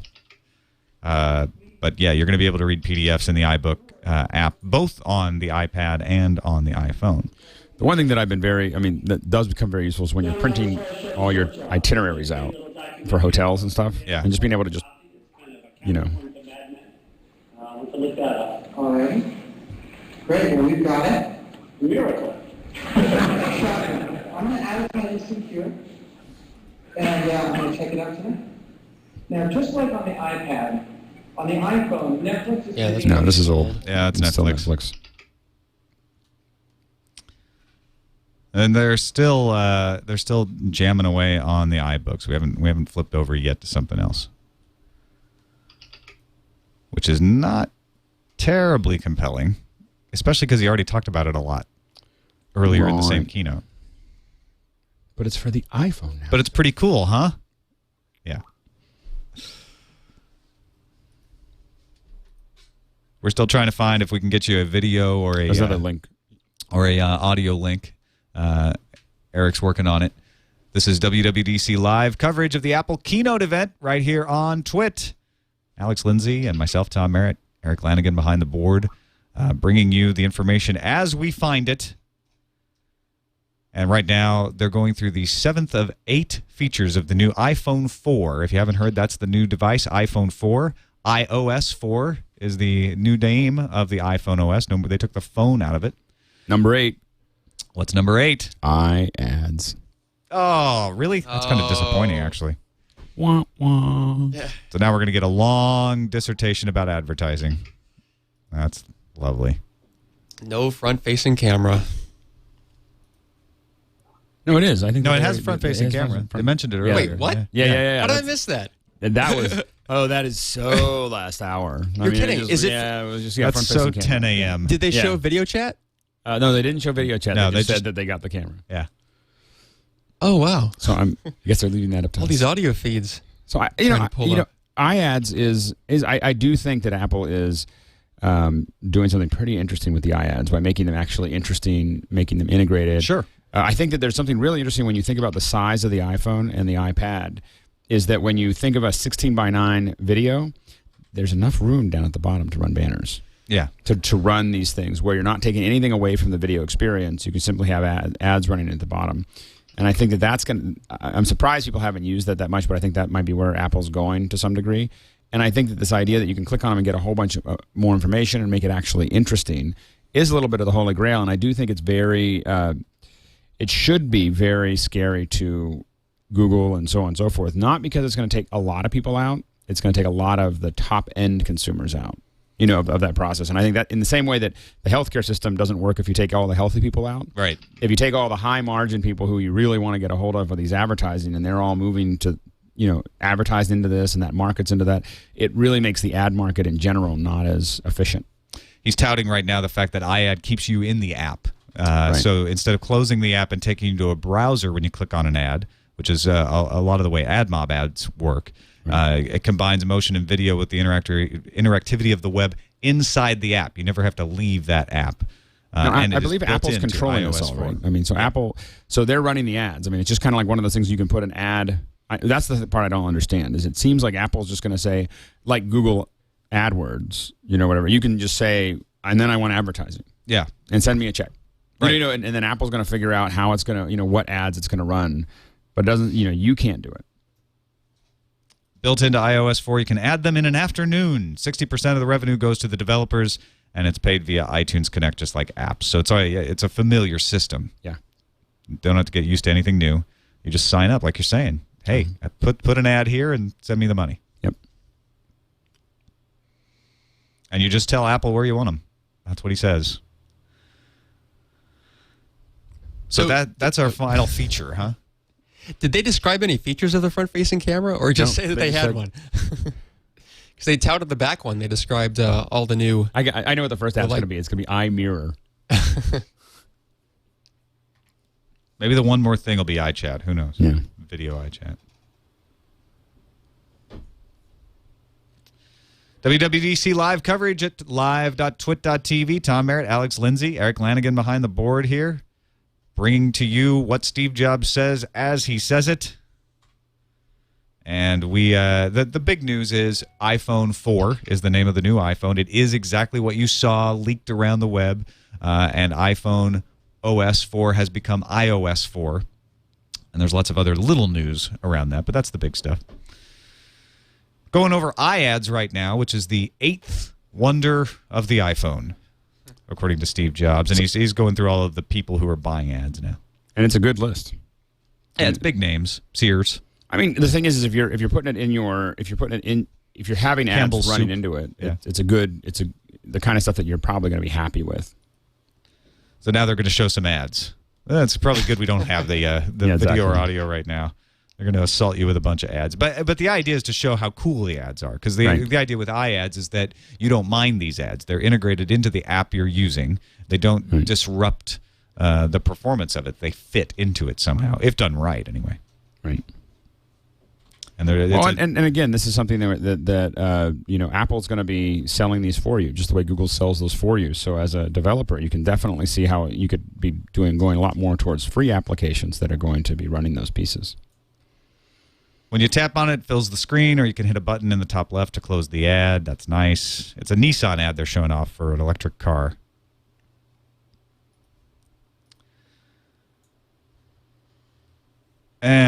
Wow. This just seems long at this point.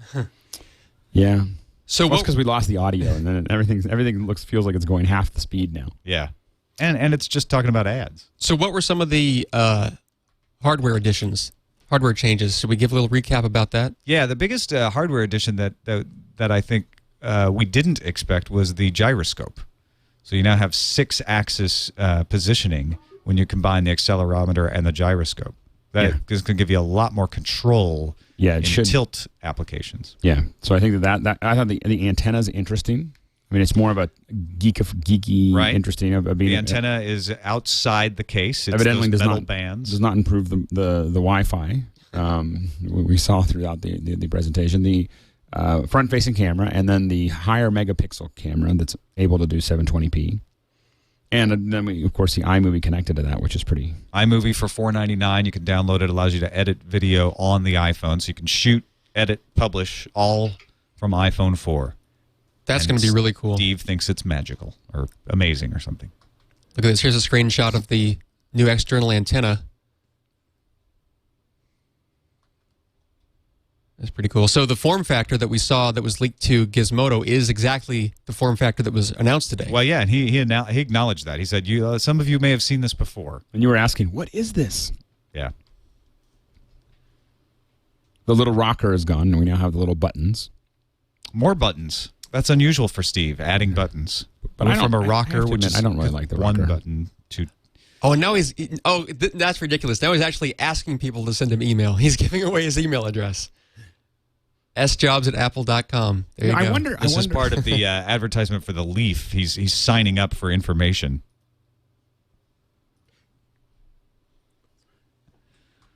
So don't go and email him unless you have something to say. Actually, do whatever. He's not like the CEO of AT&T. He won't send a cease and desist. I wonder if they just have like a Steve school where they have like 100 people that are just in a classroom and they learn how to and even though no one's going to ever see them, they have to wear black turtlenecks and they learn how to be prickly. It's like if you ever open the wrong door on the Apple campus, you see just a room full of people who are all in the black turtlenecks and there's a little Steve's at a desk. Yeah. On iPads. Yeah, exactly. Just answering. No. Yes. Yep. No. Yep. It's going to be great. There's a contest evolved with this Nissan ad that they're showing off. Boy, Nissan really got some placement in this keynote, huh? A lot of bang for their buck. All right, that concludes the iAd demo. Finally, that's the 8th wonder of the iPhone, the 8 features. So we'll either wrap up here. Oh, by the way, iAd's enabled on July 1st.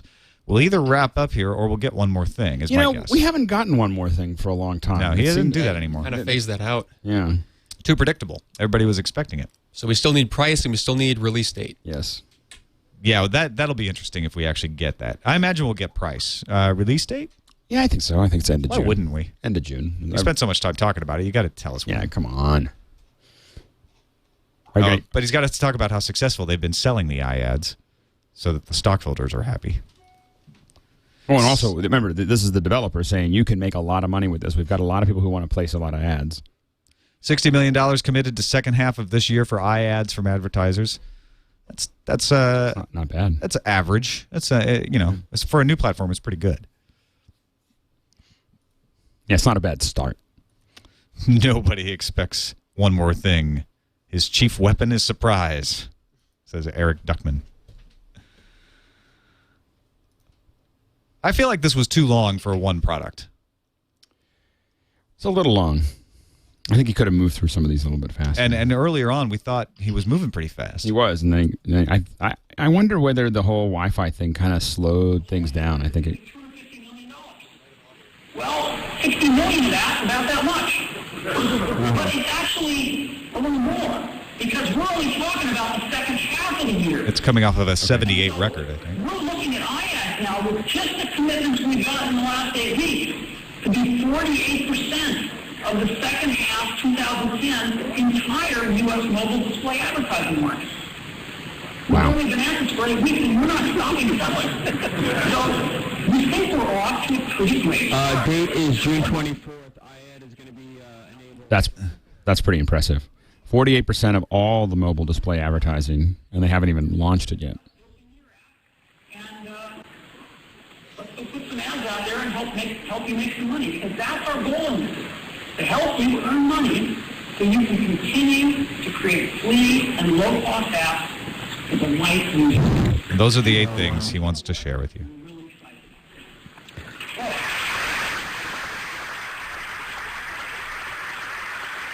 So now we find out for real.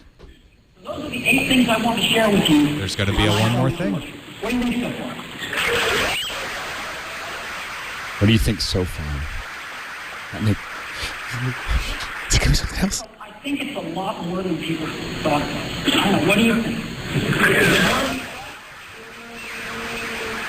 One more thing. We're actually getting it. Gotcha. What did he say? Turn the Wi-Fi off again. And I just showed.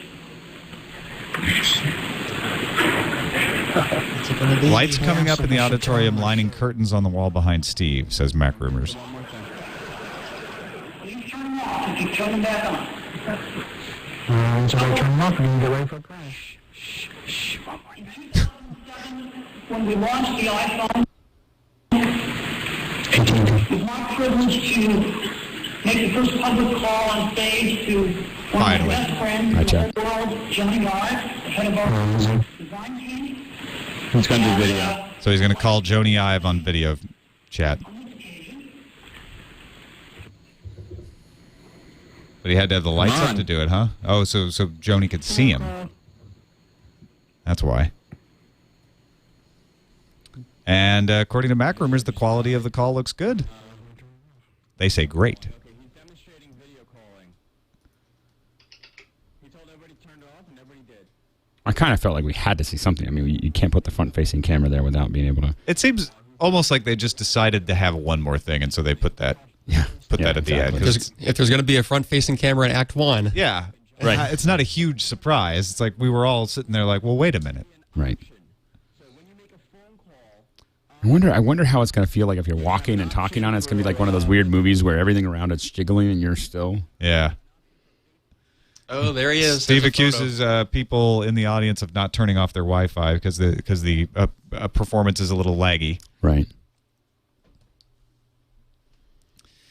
Why are they sharing the same Wi-Fi? Why wouldn't they have... No, I think the problem is that they literally, it's not that they're sharing that Wi-Fi, it's that there are so many Wi-Fi signals that they're just, it's confusing. It's interfering. It's you're right. You're right. It's just too many Wi-Fi. Yeah, too many signals. Too many signals on limited bandwidth. Yeah, too many notes. Don't forget, we need to thank Slingbox for helping to bring this live coverage of WWDC to you. They are our sponsor for all our breaking news. And Slingbox lets you watch your TV anywhere you go. You can watch your home TV on your mobile device, your iPhone, iPod Touch, iPad coming soon, Blackberries, laptops, MacBooks. Go to Best Buy, purchase a Slingbox, take it home, hook it up to the internet, hook it up to your TV, and then from then on, anywhere you got an internet connection, you can watch your home television, anything on your DVR, all of that stuff, pre-recorded shows, news, movies, whatever you want to watch, whatever's on your TV, you get it. Check out Slingbox at a Best Buy near you or at slingbox.com/twit. So we're finishing up with the call with Joni Ive, right? So and the new feature is last called thing. FaceTime. FaceTime video calling. FaceTime? That's what they're calling it. Why? I don't know why you had a name called iChat. Yeah. Why would you call it FaceTime? Faceplant. FaceTime video chat calling on iPhone 4. It's a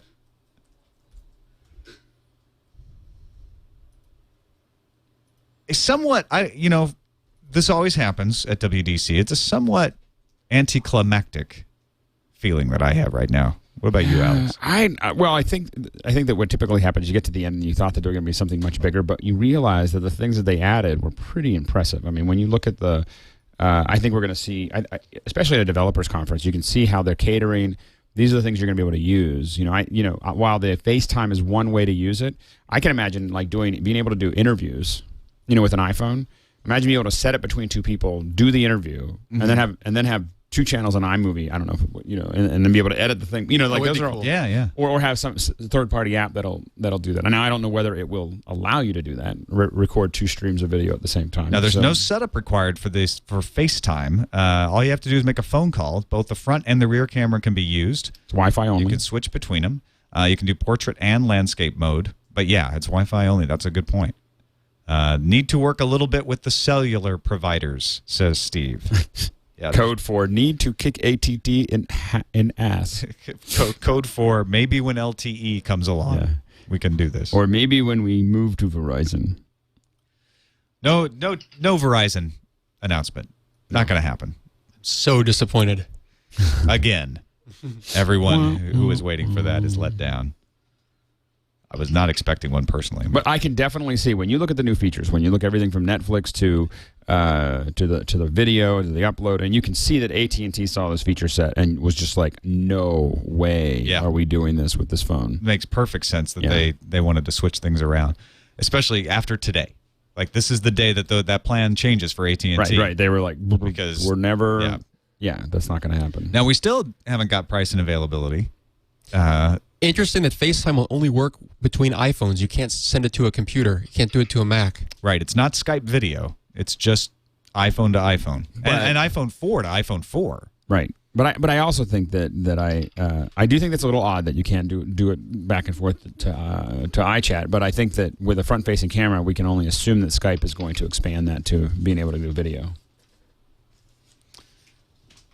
We're almost done with the WWDC conference, we think, because he got to one more thing. We're waiting for price and availability. And then afterwards, upon conclusion of the show, we're going to do a little more wrap-up conversation of what happened in the announcement. Right now, they're showing a video of all the ways FaceTime can be used. My guess is that's probably their advertisement, right? Right. So I guess the one way you can't use it yet, at least, is to record it, like to do a news interview, to have someone out in the field reporting back. Because unless there's a way to get video and audio out, which they haven't done yet on most other apps, then you can't send it to a computer. Right. Yeah, I don't know how you would do that, but it seems like something that's gonna, it's not in this first version. It'll definitely be in one soon enough. The audience is clapping like crazy. A sign that we are about to wrap up. They're going to experience too many issues with. It's just commentary out of that audio feed now, right? Well, because Steve hasn't actually been talking. It's just been showing a video. Keep an eye on it. Keep an ear on it, rather. And so I guess as soon as this concludes, we will surprise one of these people on our list with. We've got Becky Worley of Tech News Today, as well as ABC's Good Morning America. We'll try to get a hold of her. We'll try to get a hold of Ryan. He's had a good live blog we've been using for a lot of this coverage. John Gruber, Andy Anako, Don McAllister, Clayton Morris. We'll try to round up and get some reactions for those guys because they were all over there at the Moscone Center. Right. See what they thought from inside the hall. And now Steve's going over the bullet points of FaceTime. Hey, let's try that. Do we have that audio feed still? Let's check in on it. Good morning. We'll try to get a hold of that audio feed's I'm now not sure what that has switched to. It used to be the... Yeah, it switched to me. Based on many open standards, H.264, AAC, SIP, stun, turn, ICE, RTP, SRTP, Apple going to standards body tomorrow to make FaceTime an open industry standard. That's interesting. Wow. So theoretically, you could do FaceTime with Skype or... Yeah, so what you're talking about could happen then. Right. Because anybody can build access to it. So it's only iPhone 4 to iPhone 4 right now. Now, does that mean it's not iPhone 4 to iPhone 3GS, even if you update the 3GS to the iOS 4? But you wouldn't have front-facing. But you can use it with either camera. So you could conceivably use it with the camera. You just couldn't see the other person. Yeah. Well, a certain company may want you to buy a new phone. Yeah, exactly. Microsoft? Yeah, exactly. Comes in 2 colors, white and black, just like the spy shots told us, according to Mac Rumors. No WebM codec support. And if they're... No, that's true. Yeah. So 2-year contract, $199 for the 16 gig, $299 for the 32 gig, if you qualify for a subsidized price. So no weirdness, no unsubsidized, just your standard prices. $199 for 16 gigs, $299 for 32 gigs. There's usually some kind of prorate if you bought one last year. And AT&T is making an incredibly generous upgrade offer, says Steve. I know a lot of people were noticing today that their upgrade date got moved up so that if they really weren't eligible, they now became eligible. Well, I think that part of that, I still think that they're going to want you to change that. I think part of it is they want you to change that away from the video. Yeah. They want to get you on the new tiered plan. Yeah. So no 64 gig. It's 16 and 32. And no retention of the 3GS at a lower price point, it looks like. Yeah, he hasn't said anything about the 3GS. I think they really want to move everybody to this new platform. Up to 6 months of early eligibility. So if you're within 6 months of the end of your contract, the AT&T is going to go ahead and let you get the subsidized version. 3GS for $99. So there we go. Okay. And on sale, June 24th. Mark your calendars, folks. That'll be iPhone 4 Day, June 24th. It's right before I leave for the beach. It's going to be great. So you can have your iPhone 4 at the beach. Yes. And show us all video. Exactly. Send us video calls. Yeah, exactly. I'm here in Cape Hatteras having a great time. Where'd you see that? Oh, there we go. 3GS, $99. Pre-orders start June 15th. June 15th. You know what? I really hope they do this the way they did the iPad, where you can schedule your appointment to come in. That worked really well. That worked well for me. Yeah. I bought my iPad that way. Yep, I'm hoping. You think you still have to go in? Yeah, you could probably do it either way. You probably do mail. You probably have it mailed or go in like you did with the iPad. Canada's not going to get it, though. They're not in the initial batch of countries. Sorry, Canada. It's France, Germany, United Kingdom, and Japan. I wonder if those are the largest markets. And in July, they'll be doing 18 more countries. That's when Canada gets it. Right. And Belgium. I'm not going to read all 18 countries, but New Zealand, Italy. In August, they're going to add 24 more, September 44 more, and they're going to ship to 88 countries by the end of the year, by September 2010, actually. Not even that far. This will be our fastest rollout ever, he says. Canada gets it in July. Thank goodness Luxembourg gets it then, too.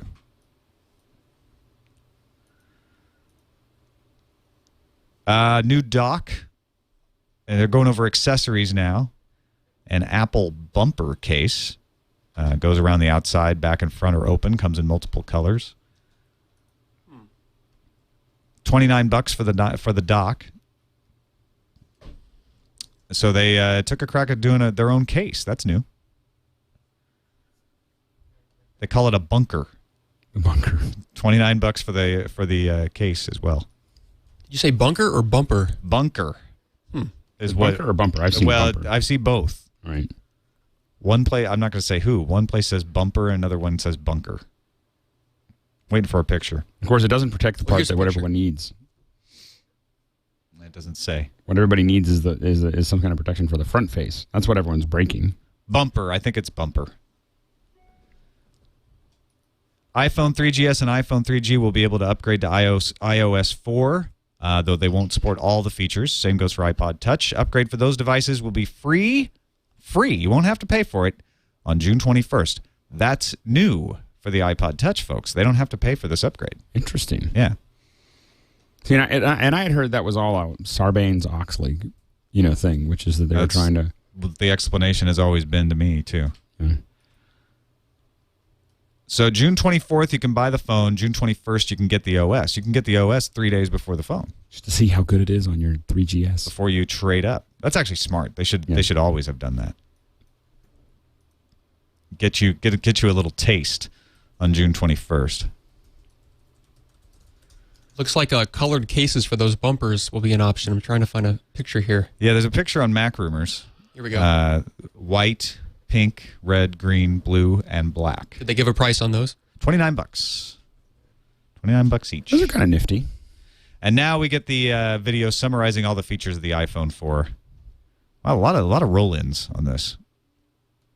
Evidently, the roll-ins work better than the Wi-Fi. Yeah, Flink iPod Touch users get iOS 4 for free. That's the implication of what we're hearing right now. I'll have to double-check that to be sure, but that's what all the live blogs are saying. This video is just a bunch of execs talking about how magical the iPhone 4 is. And brilliant. And amazing. Fantastic. Yeah. And unbelievable. Insanely great. It's going to change your life. My life has already been changed. I'm just in the future. I can see it. We haven't, hour and 46 minutes for this keynote. We were wrong about it being a short one. Ay. We haven't even pulled Jack Johnson on stage yet. I'm sure he's on his way. So this is the same as the iPad video where they had the folks sitting back talking about how there's no wrong way to hold it, and this is your tour video. Pre-orders June 15th. If you're wondering, iPhone 4 with iOS 4, they've changed the name. Comes June 24th. You can pre-order June 15th. And then the download of iOS 4 is June 21st. Yes. These are numbers I'm going to have to memorize. Evidently, according to the video, FaceTime is going to change the way we communicate forever. We will all communicate in Latin from now on. And so now we know those rumors and those those rumors and those photos we saw of back before the iPad was announced of having the space card right there for the built-in front-facing camera. Probably they did just save it for the next iteration. My guess is that it just wasn't working when they wanted to release it. I mean, I think that Apple oftentimes will get to a point where they just, if it's not working, they'll just pull it out. Oh, you think? I think they just kind of covered it up. I think they would have put it in if they could have.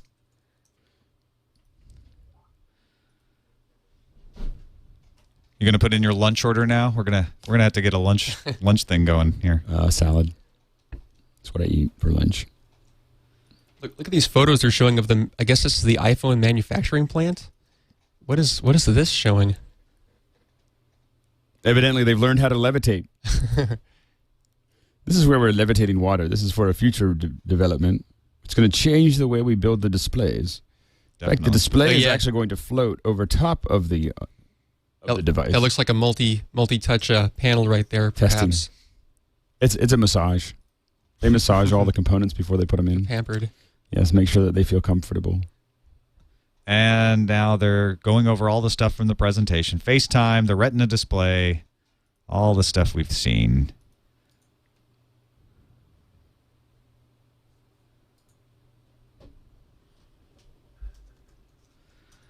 Maggie Reardon from CNET says Cisco has agreed to license the iOS trademark to Apple for use as the name of Apple's operating system. Apple's run out of new names, so they just simply borrow their names from Cisco. They got the money. I mean, they got some money in the bank. They're like, here, have $100 million. Call it a day. It's like chump change. Yeah. This is that lingering part of any Apple keynote where if you're not actually in the hall, you're just kind of waiting for it to finally wind up because pretty much all the announcements are done. So it looks like Steve did pretty much all the demos. I mean, here we got a photo of Scott Forstall. Did he do anything, or I think it was all Steve? Yeah, Steve. Randy he had Reed Hastings come up to do the Netflix. He had the iMovie presentation. Yeah, the iMovie presentation. He had a few people in the early part, but he did the rest of it. It was not as farmed out. I was really hoping we'd see AT&T give them a break, give the iPhone users a break, because they had promised, especially for the iPad. I mean, they had promised the unlimited data plan. Yeah. Now it's suddenly 2 gigs. I was hoping we'd hear something about that. AT&T just constantly makes themselves look like dorks. So I'm always amazed at how brazenly they can just be like, yeah, we're idiots, and then we're idiots again. So who do you think jumped first with the AT&T issue? Because it sounds like when they first were talking video and Netflix, you guys were saying that, AT&T saw they wanted to do that and said, no way, we're capping it. But then Steve Jobs at the very end sort of made a comment that may have been a snide comment about AT&T not letting them do the streaming video. And we have to work with the carriers. So who do you think went first on that? Well, I just think that AT&T saw what was going to happen and just said, because it would, I have to admit, it would kill the network. I mean, it would just it wouldn't just kill it, it would destroy it. Stomp it. Yeah, it would just stomp it into little pieces. I mean, there'd be nothing. You wouldn't be able to make a phone call in San Francisco. And that was the funny thing is people were saying, well, if 98% of your users don't even go over this limit, why bother putting the limit in place? Well, now you see why. Because they don't go over it now. Right. But if they start using these phones, you're gonna have to think about it, which kind of sucks. Well, but I mean, the thing is, as I said, you can put it on. I mean, even my MiFi has a limit, 5 gigs. So it's look at this. Apparently, the iPhones are made at the Terminator factory. Oh, look at that. That one's the T1000. Todd, the T1000. It turns out that the internal names are T1000, 2000, 3000, 4000. This is going to change everything all over again. And Steve is back on stage. This has got to be it. This has got to be the benediction. Thank you very much. Live long, prosper. Now get out of here. Go in peace to love and serve Apple. Because we want to make money for you. Yes, he said that during this keynote. Yes. This whole iAds thing is a way to make money for the developers. He says, I put up this slide earlier this year, and to me it represents what Apple's all about. It's not just a technology company, even though we have and invent some of the highest tech in this industry. It's more than that. It's the marriage of that and humanity, and it's where technology and liberal arts meet at a crossroads. He's got that signage up there. Technology and liberal arts? I'm sure he also means fine arts, because a lot of that is just sounds like a design. double major. Yeah, but this is Steve trying to say, this is all about being doing things that are good for humanity. He is always trying to push that as his overall motivation and the values. You can decide whether you believe it or not. But I think there's something that he has in the back, that's really he's whether we agree with him all the time, I think that he actually does feel like they're pushing things down a certain direction. He says an example is the front-facing camera. In addition to 18 months' work on software, you'll never even notice when placing a video call. He thanks all, and now he's thanking all the teams who've worked for the last 18 months to work on the iPhone 4. Calls it the complete solution, so all of us don't have to be system integrators.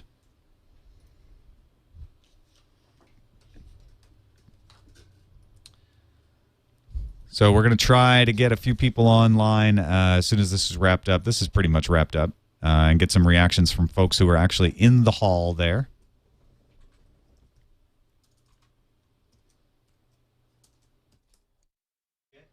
My mic is off. Don't forget, Tech News Today is going to be at 2:30 Pacific, 5:30 Eastern. Becky Worley will be on with Scott Johnson and Sarah Lane. We'll be kind of going over all of this after we've had an hour or so to process it and figure out exactly what all this stuff means. Steve's introducing the teams, making them stand up one by one as the audience claps. Hands must be sore by now. For all that clapping.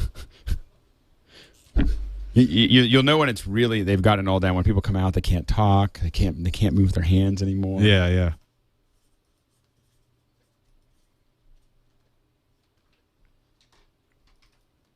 Okay.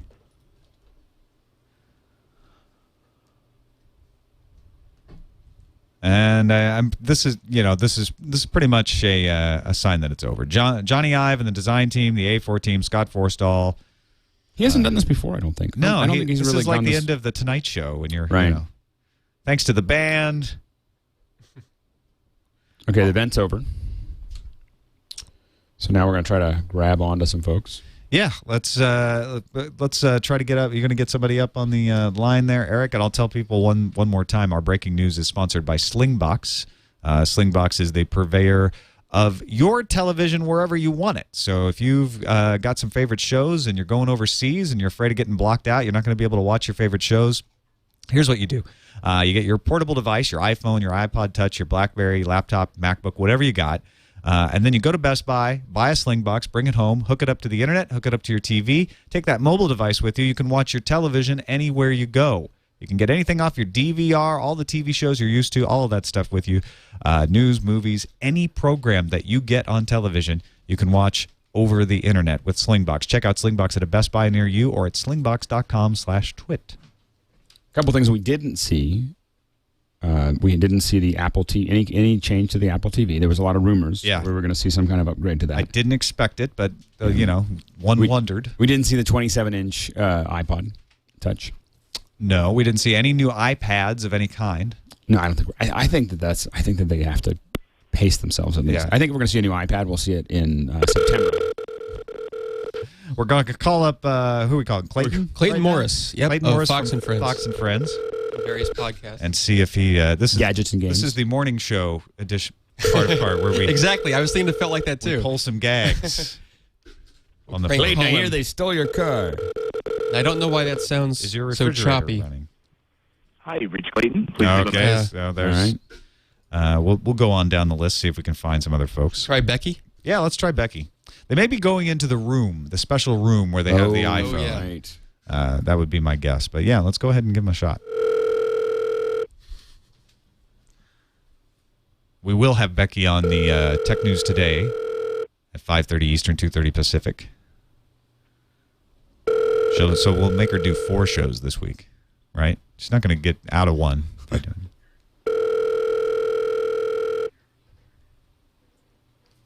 Glass front and back.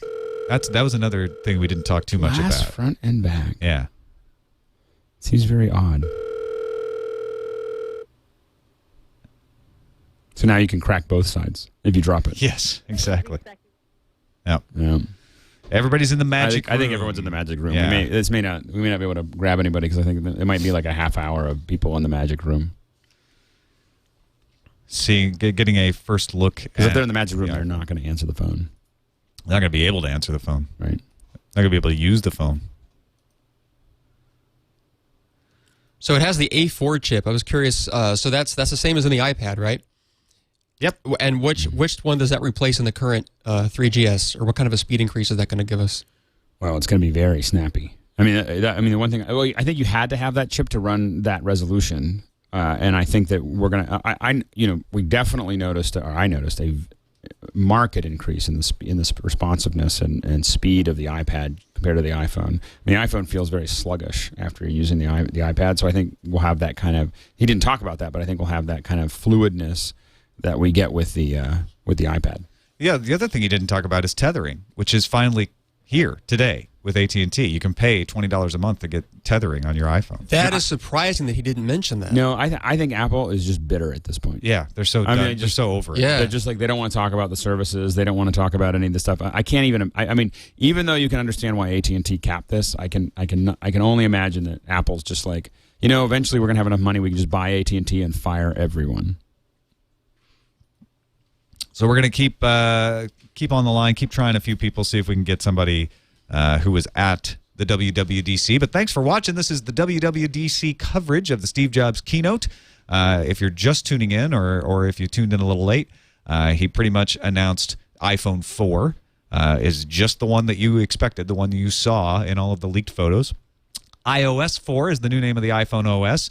Got a few more details about that. iPhone 4 has a front-facing camera. It has an exterior antenna, and it has a gyroscope in it. Gyroscope. So we can't get that. They're not reachable. Any other last thoughts before we? I think it's actually. I mean, I like you. You kind of wanted to see something really outrageously, something new and big. But I do have to say that these are very, very solid. I think 326 DPI or PPI, whatever you want to call it, is pixels per inch. That is, I mean, it really is tighter than an art magazine. So I think that we're going to notice that. I think it's going to be much more responsive.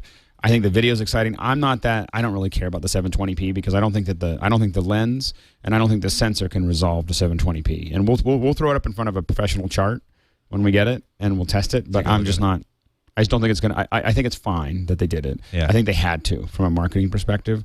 But it's the same thing as a flip. I mean, when you take a flip and you throw it in front of a chart, you realize that it's not really resolving past standard def anyway. Do you think we'll see some accessories that allow HDMI out? No. Yeah. No. I wish. Yeah. Bigger battery plus the A4 processor means they're talking 7 hours of talk time, 6 hours of 3G browsing, 10 hours of Wi-Fi browsing, 10 hours of video, 40 hours of music, 300 hours standby. It's a 5-megapixel camera with Which is nice. LED flash, and it's a real 5 megapixels. They just didn't squeeze a bunch of sensors in. Right. They made the sensor bigger. Yeah. So that makes for a much better picture. I really like the continuous LED light for when you're shooting video. Right. That's going to be cool. iMovie for iPhone allows you to edit right there on the iPhone. It's an extra $4.99 though. You got to pay for it.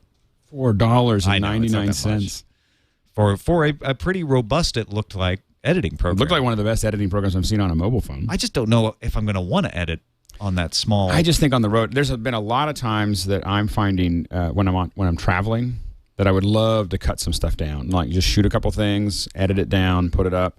More than just trim, you're saying, like actually. Be able to, the way I take notes when I'm at NAB or I was just at Cinegear is I take little videos that before we take the camera crew in. And it would be great if I can do this. I'm probably going to be editing them and throwing them up as like the raw versions before we actually do the more refined ones. You're right. It could immeasurably improve blog video. Yeah. Because instead of being stuck like this is what I recorded and I'm posting it right now, you actually could post it good. What's that? Okay. Thanks, Sarah. Apparently, my phone was ringing and annoying everyone upstairs. Ape crap according to Sarah. You know what I think? 314 area code. Where is that? That's in St. Louis. Why would someone from St. Louis call me? iBook for the iPhone. Bing coming to the iPhone. Not replacing Google. Google's still the default, but you can change it to Bing if you want. The video chat was the one more thing. FaceTime, they call it. So that you can actually use a phone number. You call somebody, but and they're saying that this is going to be a standard that they're going to let other people access. Standard. So you're going to be able to, it's very interesting for Apple, not normal.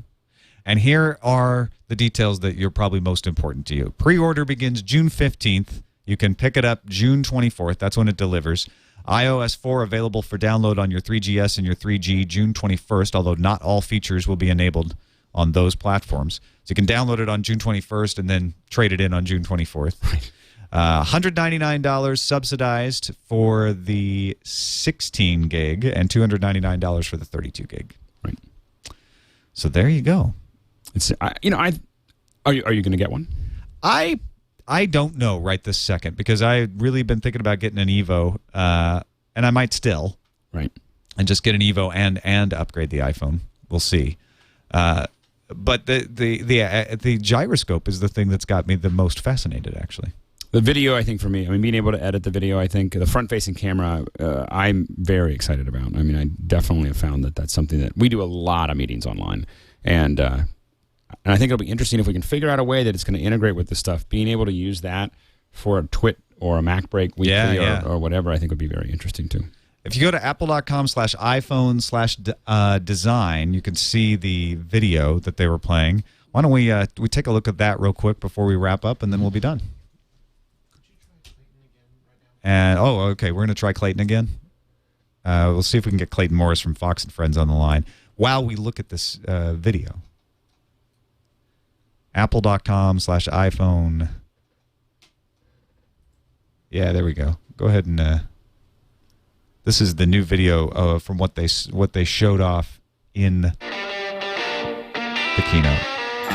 iPhone 4 is Magical. so much more so much than more. just another new product. It's brilliant. I mean, this will have a lasting impact on the way that we actually connect with each other. In 2007, the iPhone reinvented the phone. In 2008, the iPhone 3G brought the faster 3G networking and the revolutionary App Store. In 2009, the iPhone 3GS was twice as fast and brought out new features like video recording. For 2010, the iPhone 4 is the biggest leap forward since the original iPhone. We're introducing the amazing Retina display, and we're bringing video calling to the world. And we call it FaceTime. It's going to change the way we communicate forever.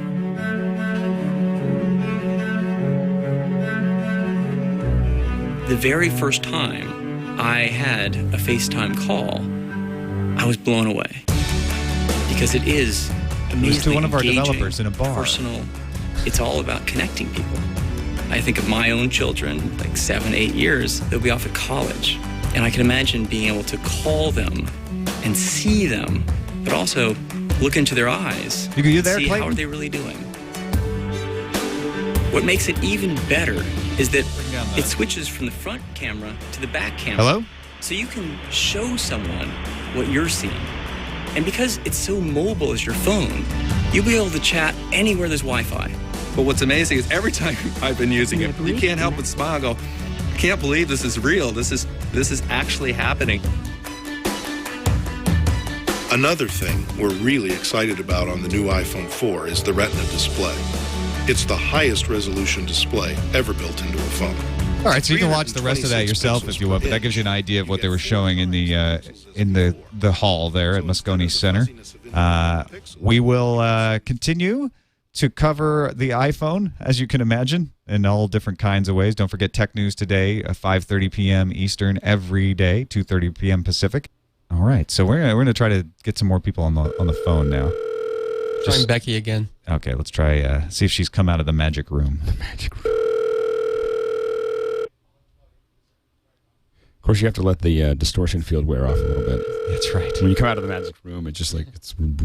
I love it. I love the phone. I want to marry it. You know, I didn't think it was going to be great, and then I walked into the room, and as soon as I walked in, I've had a glowing feeling, and I was like, oh my gosh, this is. Becky Worley, it's Tom Merritt. Hello. Tom? Hello. Can you hear me okay? Yeah, we can hear you well. And you're live, by the way, just so you know. Well, that's exciting. Isn't it, though? You know, and you are calling me on my AT&T phone, which I brought the Sprint Evo because I was worried at all these events the networks get slammed with iPhone users. So if I lose you, I'll call you back on the Evo, okay? All right, yeah. And you know, we heard there were some network problems during the demo. Oh, it was comedy. So Steve Jobs is trying to demo a live rendering of the New York Times to show the new high-resolution screens. And he was very gracious as the demo was failing. He couldn't load the page. He referenced the Google I/O where they asked everyone to turn the Wi-Fi, their Wi-Fi off on their devices, made a big joke about it, and then came back on screen 5 minutes later and says, okay, now I'm not kidding. Can you turn your Wi-Fi off? Backstage, they said there were over 500 different devices pulling Wi-Fi, sending Wi-Fi, MiFi hotspots, all out and about. So that was definitely the humor point. There was a lot of funny stuff going on in this keynote. He made some cracks about Gizmodo, obliquely, not by name, but you know, some stuff like that. Yeah, after he showed the new iPhone 4, he let the applause die down, and he said something to the effect of, "Have any of you guys seen this before?" And he was gracious and funny, and you know, I think he, as the master showman, he took the right tenor, and he referenced it. It was a thing, and then it was done. Alex Lindsay is here with us as well. Alex, you got any questions for Becky? Have you been in the magic room yet, Becky? I'm in the magic She's room calling now. us from the magic Here's room. I'm calling from the magic room. Let me set the stage. There are 8 tables, kind of like art room tables in a school, big, wide-open tables with about 10 of the new iPhones on each table. People are circled around, maybe 2 or 3 deep, waiting for their chance to get their hands on it. And this is not just attendees. You have to have some special badge to get into the magic room. People are definitely focusing on 2 things particularly. One is multitasking, and then the second is obviously video calling. That definitely got the biggest attention of people in the conference, and I can see people trying it out here and now. All right. Have you touched one yet? Well, I touched one when Jason Chen handed it to me, but that's not the one we're talking about. Have you touched one that wasn't stolen yet? I've lost, stolen. Come on, it's all semantics. Okay, I'm gonna barge my way in here and get my hands on one. Everybody's also really photographing the thickness or thinness thereof. 40% thinner than the previous iPhone. And when I held it in my hand earlier, and as I said, I'm still trying to barge my way in here, one thing I really noticed, it felt thinner, and the flat back and the squarer edges made it actually easier to hold. I felt like it was less likely to slip out of my hand, if you will. So, okay, let's see. Can I hold it for 10 seconds? Yeah, oh, that's the old one? Oh, man. Okay. Okay. I've got the white one in my hand right now. There's a white one and a black one. It's definitely the squared up edges with the stainless steel band, which is the integrated antenna, as you probably discussed, for better reception. I'm really interested in the multitasking, and I know that Steve used Pandora to demo that, so I'm going to launch that bad boy up. And now if I want to go into another app while I'm doing this, how do I do it? Just hit the home screen? Okay, I'm hitting home screen. See, if you actually had this iPhone 4, you could use the video call to show it to us. Aha. That's kind of a chicken and egg problem. Who am I going to call? Right. Okay. I double-clicked, and now I have a list of all the open apps underneath me because I'm listening to Pandora, and I have other open apps. This is actually very intuitive. Now, once I figured out the double-click, cool. Is the display really that much sharper? Do you really notice it? Hold on. Let me look at it next to my other iPhone. It is much brighter, and it's interesting because the whole Retina display and the point that he was making is about resolution, and to my eye, it just looks brighter. But I can see that the rendering of the fonts and the text, there are no jaggies, there's no sort of it's just a really deep black in all of the font and text on the screen. Mm-hmm. I was sitting next to Molly Wood, and as we were watching the demo play, we were like, can you see a difference? I can't see a difference.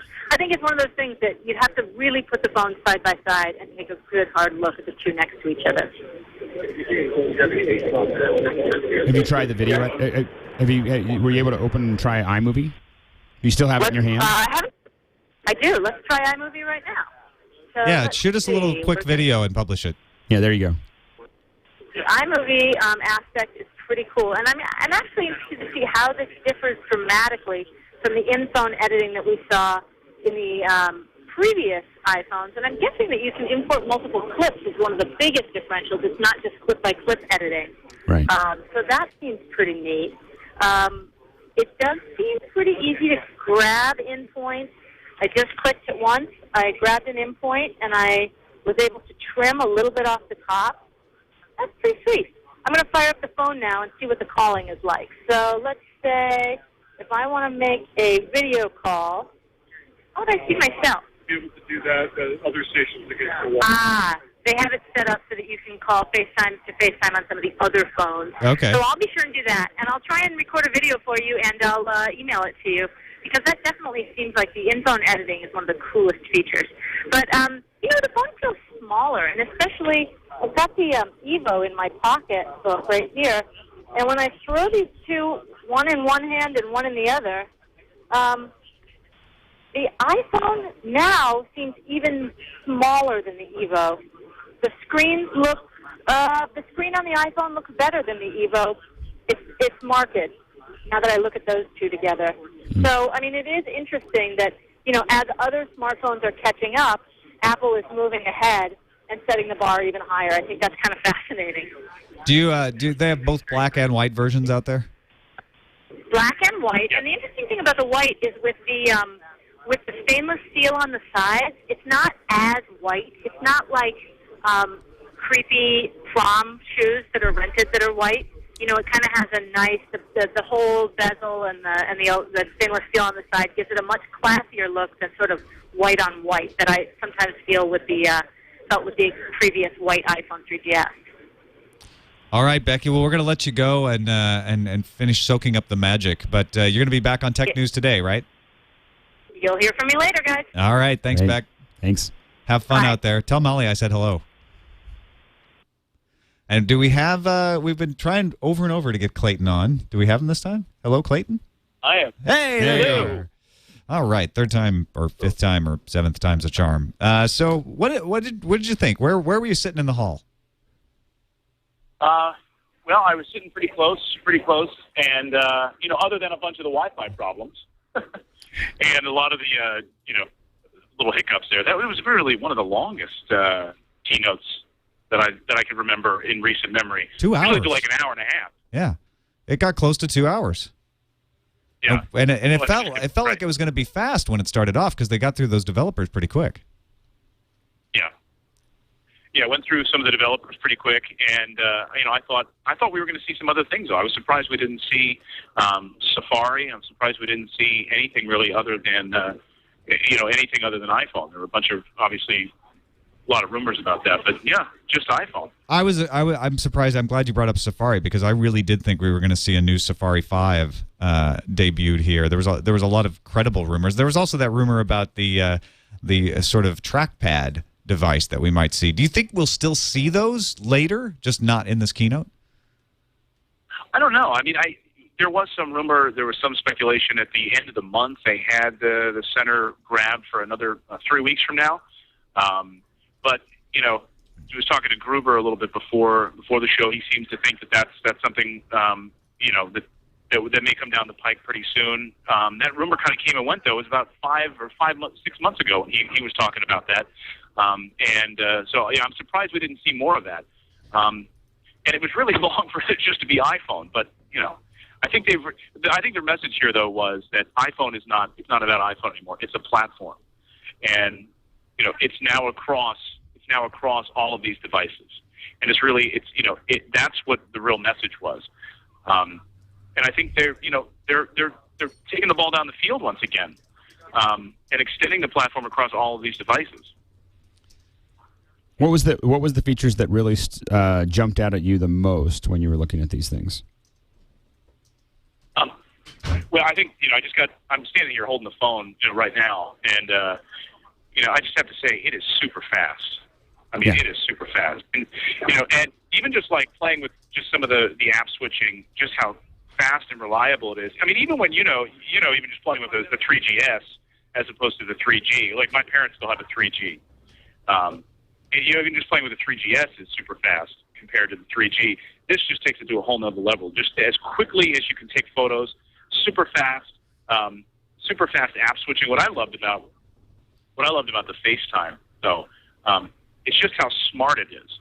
And it works great. So I got a little hands-on time here playing with FaceTime, making a call in here, looking back and forth at different people, and it works really well. Your ability to switch from portrait to landscape, then also switch the camera from front to back with one little touch of a button.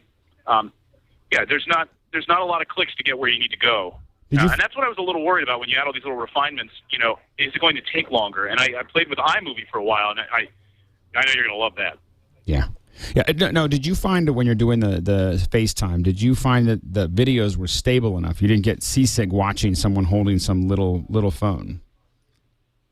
No, it looked really stable. And bear in mind, whatever Wi-Fi network they're on out here, things are getting a little choppy. But they've got, I think, about 10 different bays open right now where you're making calls from like number 1 to number 8 or number 9 to number 2 across these 10 bays where you can play with the FaceTime features.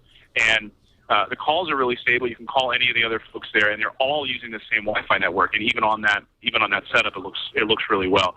It looks really good. And then there was a few little hiccups there, a few little freezes and stuff like that. But that's, I think, to be expected with everyone jumping on this Wi-Fi network.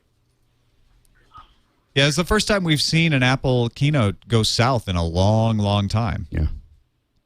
Yeah, and there was a lot of pauses, because of that. And I thought, that's probably the time stretched on quite a bit. And I think, you look around and everyone's sort of tentatively deciding whether or not they're going to flip down their laptop, and Steve's just standing there saying, "I've got time." Did you turn yours off? Kind of looking around. I did. To be You're good. To be a good soldier, I turned it off. Jumped on the edge and continued to do some live blogging on my phone. We had a live audio stream that we were keeping tabs on here, and as soon as he told everyone to shut it off, that audio stream went away. That guy turned his off too. Yeah, because they're going around as he was asking that. It wasn't as if there weren't other people, Apple employees were coming around the aisles and they were leaning over there saying, "Is that 3G? Is that are you on 3G? Okay. Are you on flip down if you're on Wi-Fi?" So they put the kibosh on everyone. Yeah. Not unusual. I want to see some of that stuff. We want to see some of the render. I wanted to definitely see how the new Retina display looked. That was one of the most impressive things. I mean, when you get up close and you stand there looking at it and holding it in your hand, you really get to see great pixel density on this phone. So it's great because that's one of the problems with reading books on the phone right now, and I know a lot of people do it. And know a lot of people are using their iPhones to read some of their Kindle books and Stanza or whatever else they're using. And the pixel density is a thing that people complain about. They want to see like that crisp text, and I think that's I think they really hit a home run with that display. Did you play with anything that takes advantage of the gyroscope? No, I didn't get a chance to. I'm going to jump back over here and see if I can't play that Jenga game. Yeah. First thing that jumped out to me about that was like augmented reality stuff. Because in New York, I know it's going to be great for games, but I thought of it more for augmented reality. And in New York, I have a great subway application that I use where if I'm lost, which I'm very often lost, and you pop out of a building, I'm not sure which subway to take, and I have this one New York City subway application that pops up, and I'm turning around, and it's a little sluggish. It's not quite working the way I want to. It's using the accelerometer. And I can imagine now as I turn using the gyroscope, I turn right to left. I turn, I'm looking at which street I need to go to. That'd be a really, a really great functionality for the gyroscope beyond just the gaming functionality of it. Yeah, I use that in Yelp a lot, and it's always a little off because it isn't calculating. It's accurately. like it kind of like you're like, this is a great idea, but it doesn't quite work. Yeah, it's like I know that's not the direction that taqueria is in. Right.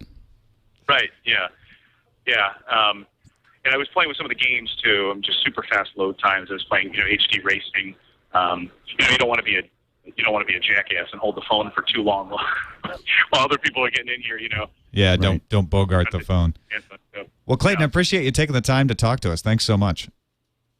Yeah, absolutely. Sorry we kept dropping calls there, but and that was another thing I have to say. I was waiting for, and I got it. I made a bet with a couple of my friends that we were going to see a number of subtle slaps at Google, and we saw 3 of them.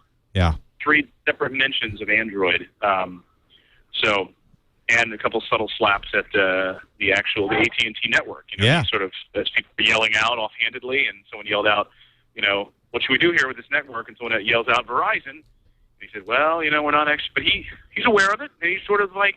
He's sort of pandering to the crowd a little bit. He sort of, knew that was happening and is aware of it, and that's why we're not going to have FaceTime over 3G anytime soon. So there's only so much you can do, right? Yeah. So, well, thanks, guys. Yeah, appreciate the. Thank you, Clayton. Yeah, appreciate Clayton Morris of Fox and Friends and reporting live from the Magic Room. Becky Worley before. I wonder if their heads hurt if they stay there too long. I mean, there's a distortion field generator that I hear is somewhere near the center of the room. Yeah. Hi, this is Ryan. Oh, hey, Ryan Block. This is Tom Merritt. Hey, Tom. How's it going? Right, we are streaming live on the TWiT network. You got time to give us a couple of your impressions? I was actually just running down to go talk to somebody else, but I can give you a couple quick ones. Yeah, just while you're running. And I hope you can hear me okay, because I'm right in the middle of all the press. But yeah, I mean, the phone, the screen it's really unlike anything I've ever seen before. And I have a feeling you're going to probably hear a lot of people saying that it might become a cliche fairly quick, but I'm really kind of in awe. I've never seen a screen that looks like that. It doesn't look like a screen. It looks like whatever the object is that it's trying to portray. So the text Steve said kind of looks like how the text would look in a finely printed book. I mean, that's exactly right. It really looks that beautiful. Looking at it side by side with an iPhone 3G, it actually really kind of strikes the point home. You can tell just how big of a difference it is. It's massive. So the screen is the biggest thing that blows you away because it's visual. What did you think of some of the other embellishments, like the gyroscope?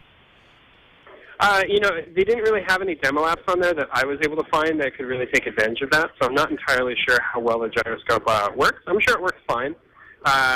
It's not an exactly new technology, but we'll have to see kind of how it gets implemented. I mean, the Wii initially launched with an accelerometer like the iPhone did, but it wasn't until they created the Wii Plus that they added the gyroscope for the full 6-axis gyroscopic movement. So it's something that's still a little bit newer, and I think people are still kind of playing around with and figuring out how to use. Do you want one? I do. I wasn't super stoked on the iPhone 3GS. I mean, it's a capable phone, and the speed difference between the 3G and the 3GS is pretty big. But this device is definitely one that I'm going to have to get. Yeah. And do you think Veronica will want it too? Something tells me that she's going to want it. Yeah. If only because when she sees mine and she sees the screen and how much smaller it feels, it's pretty hard not to want it. Do you think people are going to be using that for video chat a whole lot? I don't know about that. I mean, video chat to me has always been something that's a little bit more intimate. It's not something you can really do in public, at least not without looking kind of ridiculous. And, it's one of those things where when they were showing the video for FaceTime, they showed a video of, of people, having their baby monitor or, showing their young child or doing sign language and saying, I love you. It's very, very intimate moments. And for that, it's great. But, if I were to try to do it on TWiT, that might also be interesting. But other than those kinds of, intimate things and being on your show, I'm not really sure I would use it in kind of the day-to-day calling that I do. Right, yeah, I can kind of see that too. Well, Ryan, I know we ambushed you there, so we'll let you go. Thanks for taking the time to chat with us. Yeah, I'm going to keep playing with it. I'll try to call you guys back when I've got a few minutes more and some more impressions. Okay, thanks, man. That's Ryan Block from Gadget at gdgt.com. I think we also have on the line Don McAllister of Screencasts Online. You there, Don?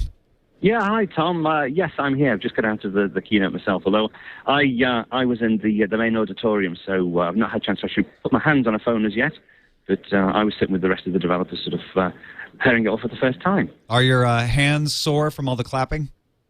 Yeah, it was pretty much like that, although initially it did quieten down towards the middle, but picked up again towards the end. But I think everyone was pretty impressed, really. A bit strange that they did so much of the demos to begin with. I sort of felt it took a bit of a downward slope then when they started to show some of the Guitar Hero and stuff, which didn't really seem that appropriate for a gang of developers. But once they got into the meat of the presentation, things quickly turned around. Well, this is one of the longest keynotes, I think, that we've seen in quite a long time. Yeah. I was actually sort of live. I said I wouldn't live blog it when I went in, but once I started, I just started to live tweet. So I actually was using Twitter right the way through, and it's quite a tiring process. It was about an hour and 50 minutes, wasn't it, by the time it completed? Yeah. Did you? Now, were you one of the people who turned off your Wi-Fi to help Steve with the presentation? Well, I was actually just consuming the Wi-Fi. I think the issue with there's so many MiFi units, etc., and people using other networks rather than the actual provided network that was causing the problem. So I actually sort of took it as okay to carry on using the Wi-Fi, not just to if you had a MiFi unit, you need to switch that off, or if you're using a laptop as a base station, to switch that off. So I don't think he was telling us all to stop blogging or all stop tweeting. It was just really those people who had those external devices. Kingy in the chat room wants to know what you think the biggest change is for developers with all of this new iOS 4. Yeah, it's certainly a big play for a new platform. I think it's quite significant that they've dropped the phone from the title of the OS now. It'll be iOS 4. Obviously, this is really just the very first, and it's the first public keynote of WWDC. There are lots more keynotes. There's another 3 keynotes this afternoon which are under NDA. we'll probably hear a lot more about future developments. And then, of course, the sessions as we move through the week. So I think it's very much establishing the, and once the rename of the OS has been made, we did refer to iOS devices. So sort of treating it as a completely separate platform of new devices. And I think that has quite significant implications for developers. So they're no longer just phone developers or, app developers. They are iOS developers now. Do you see the gyroscope making a big difference in this process? I'm not sure. I think the play they made was that it's going to make a big difference in gaming. So I think that was the play they were making. It looked cool. It looked like a nice, shiny new gadget to play with. I'm not quite sure what the applications are. And again, I think Steve even said, the demo they put up was just really to show off what it was capable of. We were looking forward to see what other people could actually come up with using that in their own applications. All right, Dom. Well, we'll let you go down to that magic room and get your hands on the iPhone now. But thanks for taking the time to chat with us. That's no problem. Nice to be on. All right. Hey, cheers. Cheers. That's Don McAllister of Screencasts Online, helping us with our breaking news coverage of the iPhone announcement of iPhone 4 from WWDC, brought to you by Slingbox. Don't forget, Slingbox lets you watch your home TV anywhere you go on almost any portable device, including an iPhone, iPod Touch via Wi-Fi, BlackBerry, laptop, MacBook. All you do is you go to a place like Best Buy, for instance, buy a Slingbox, bring it home, hook it up to your TV, hook it up to your internet, and then all of the television that you get, all the stuff that you already get at home, you can watch wherever you are over the internet. There's no blackout restrictions. There's no having to pay extra. None of that stuff. You watch programs live from your TV over the internet to your mobile device. Pre-recorded shows from your DVR, too. It takes anything that's there. So all you got to do is check out Slingbox at Best Buy or go to slingbox.com/twit to pick one up.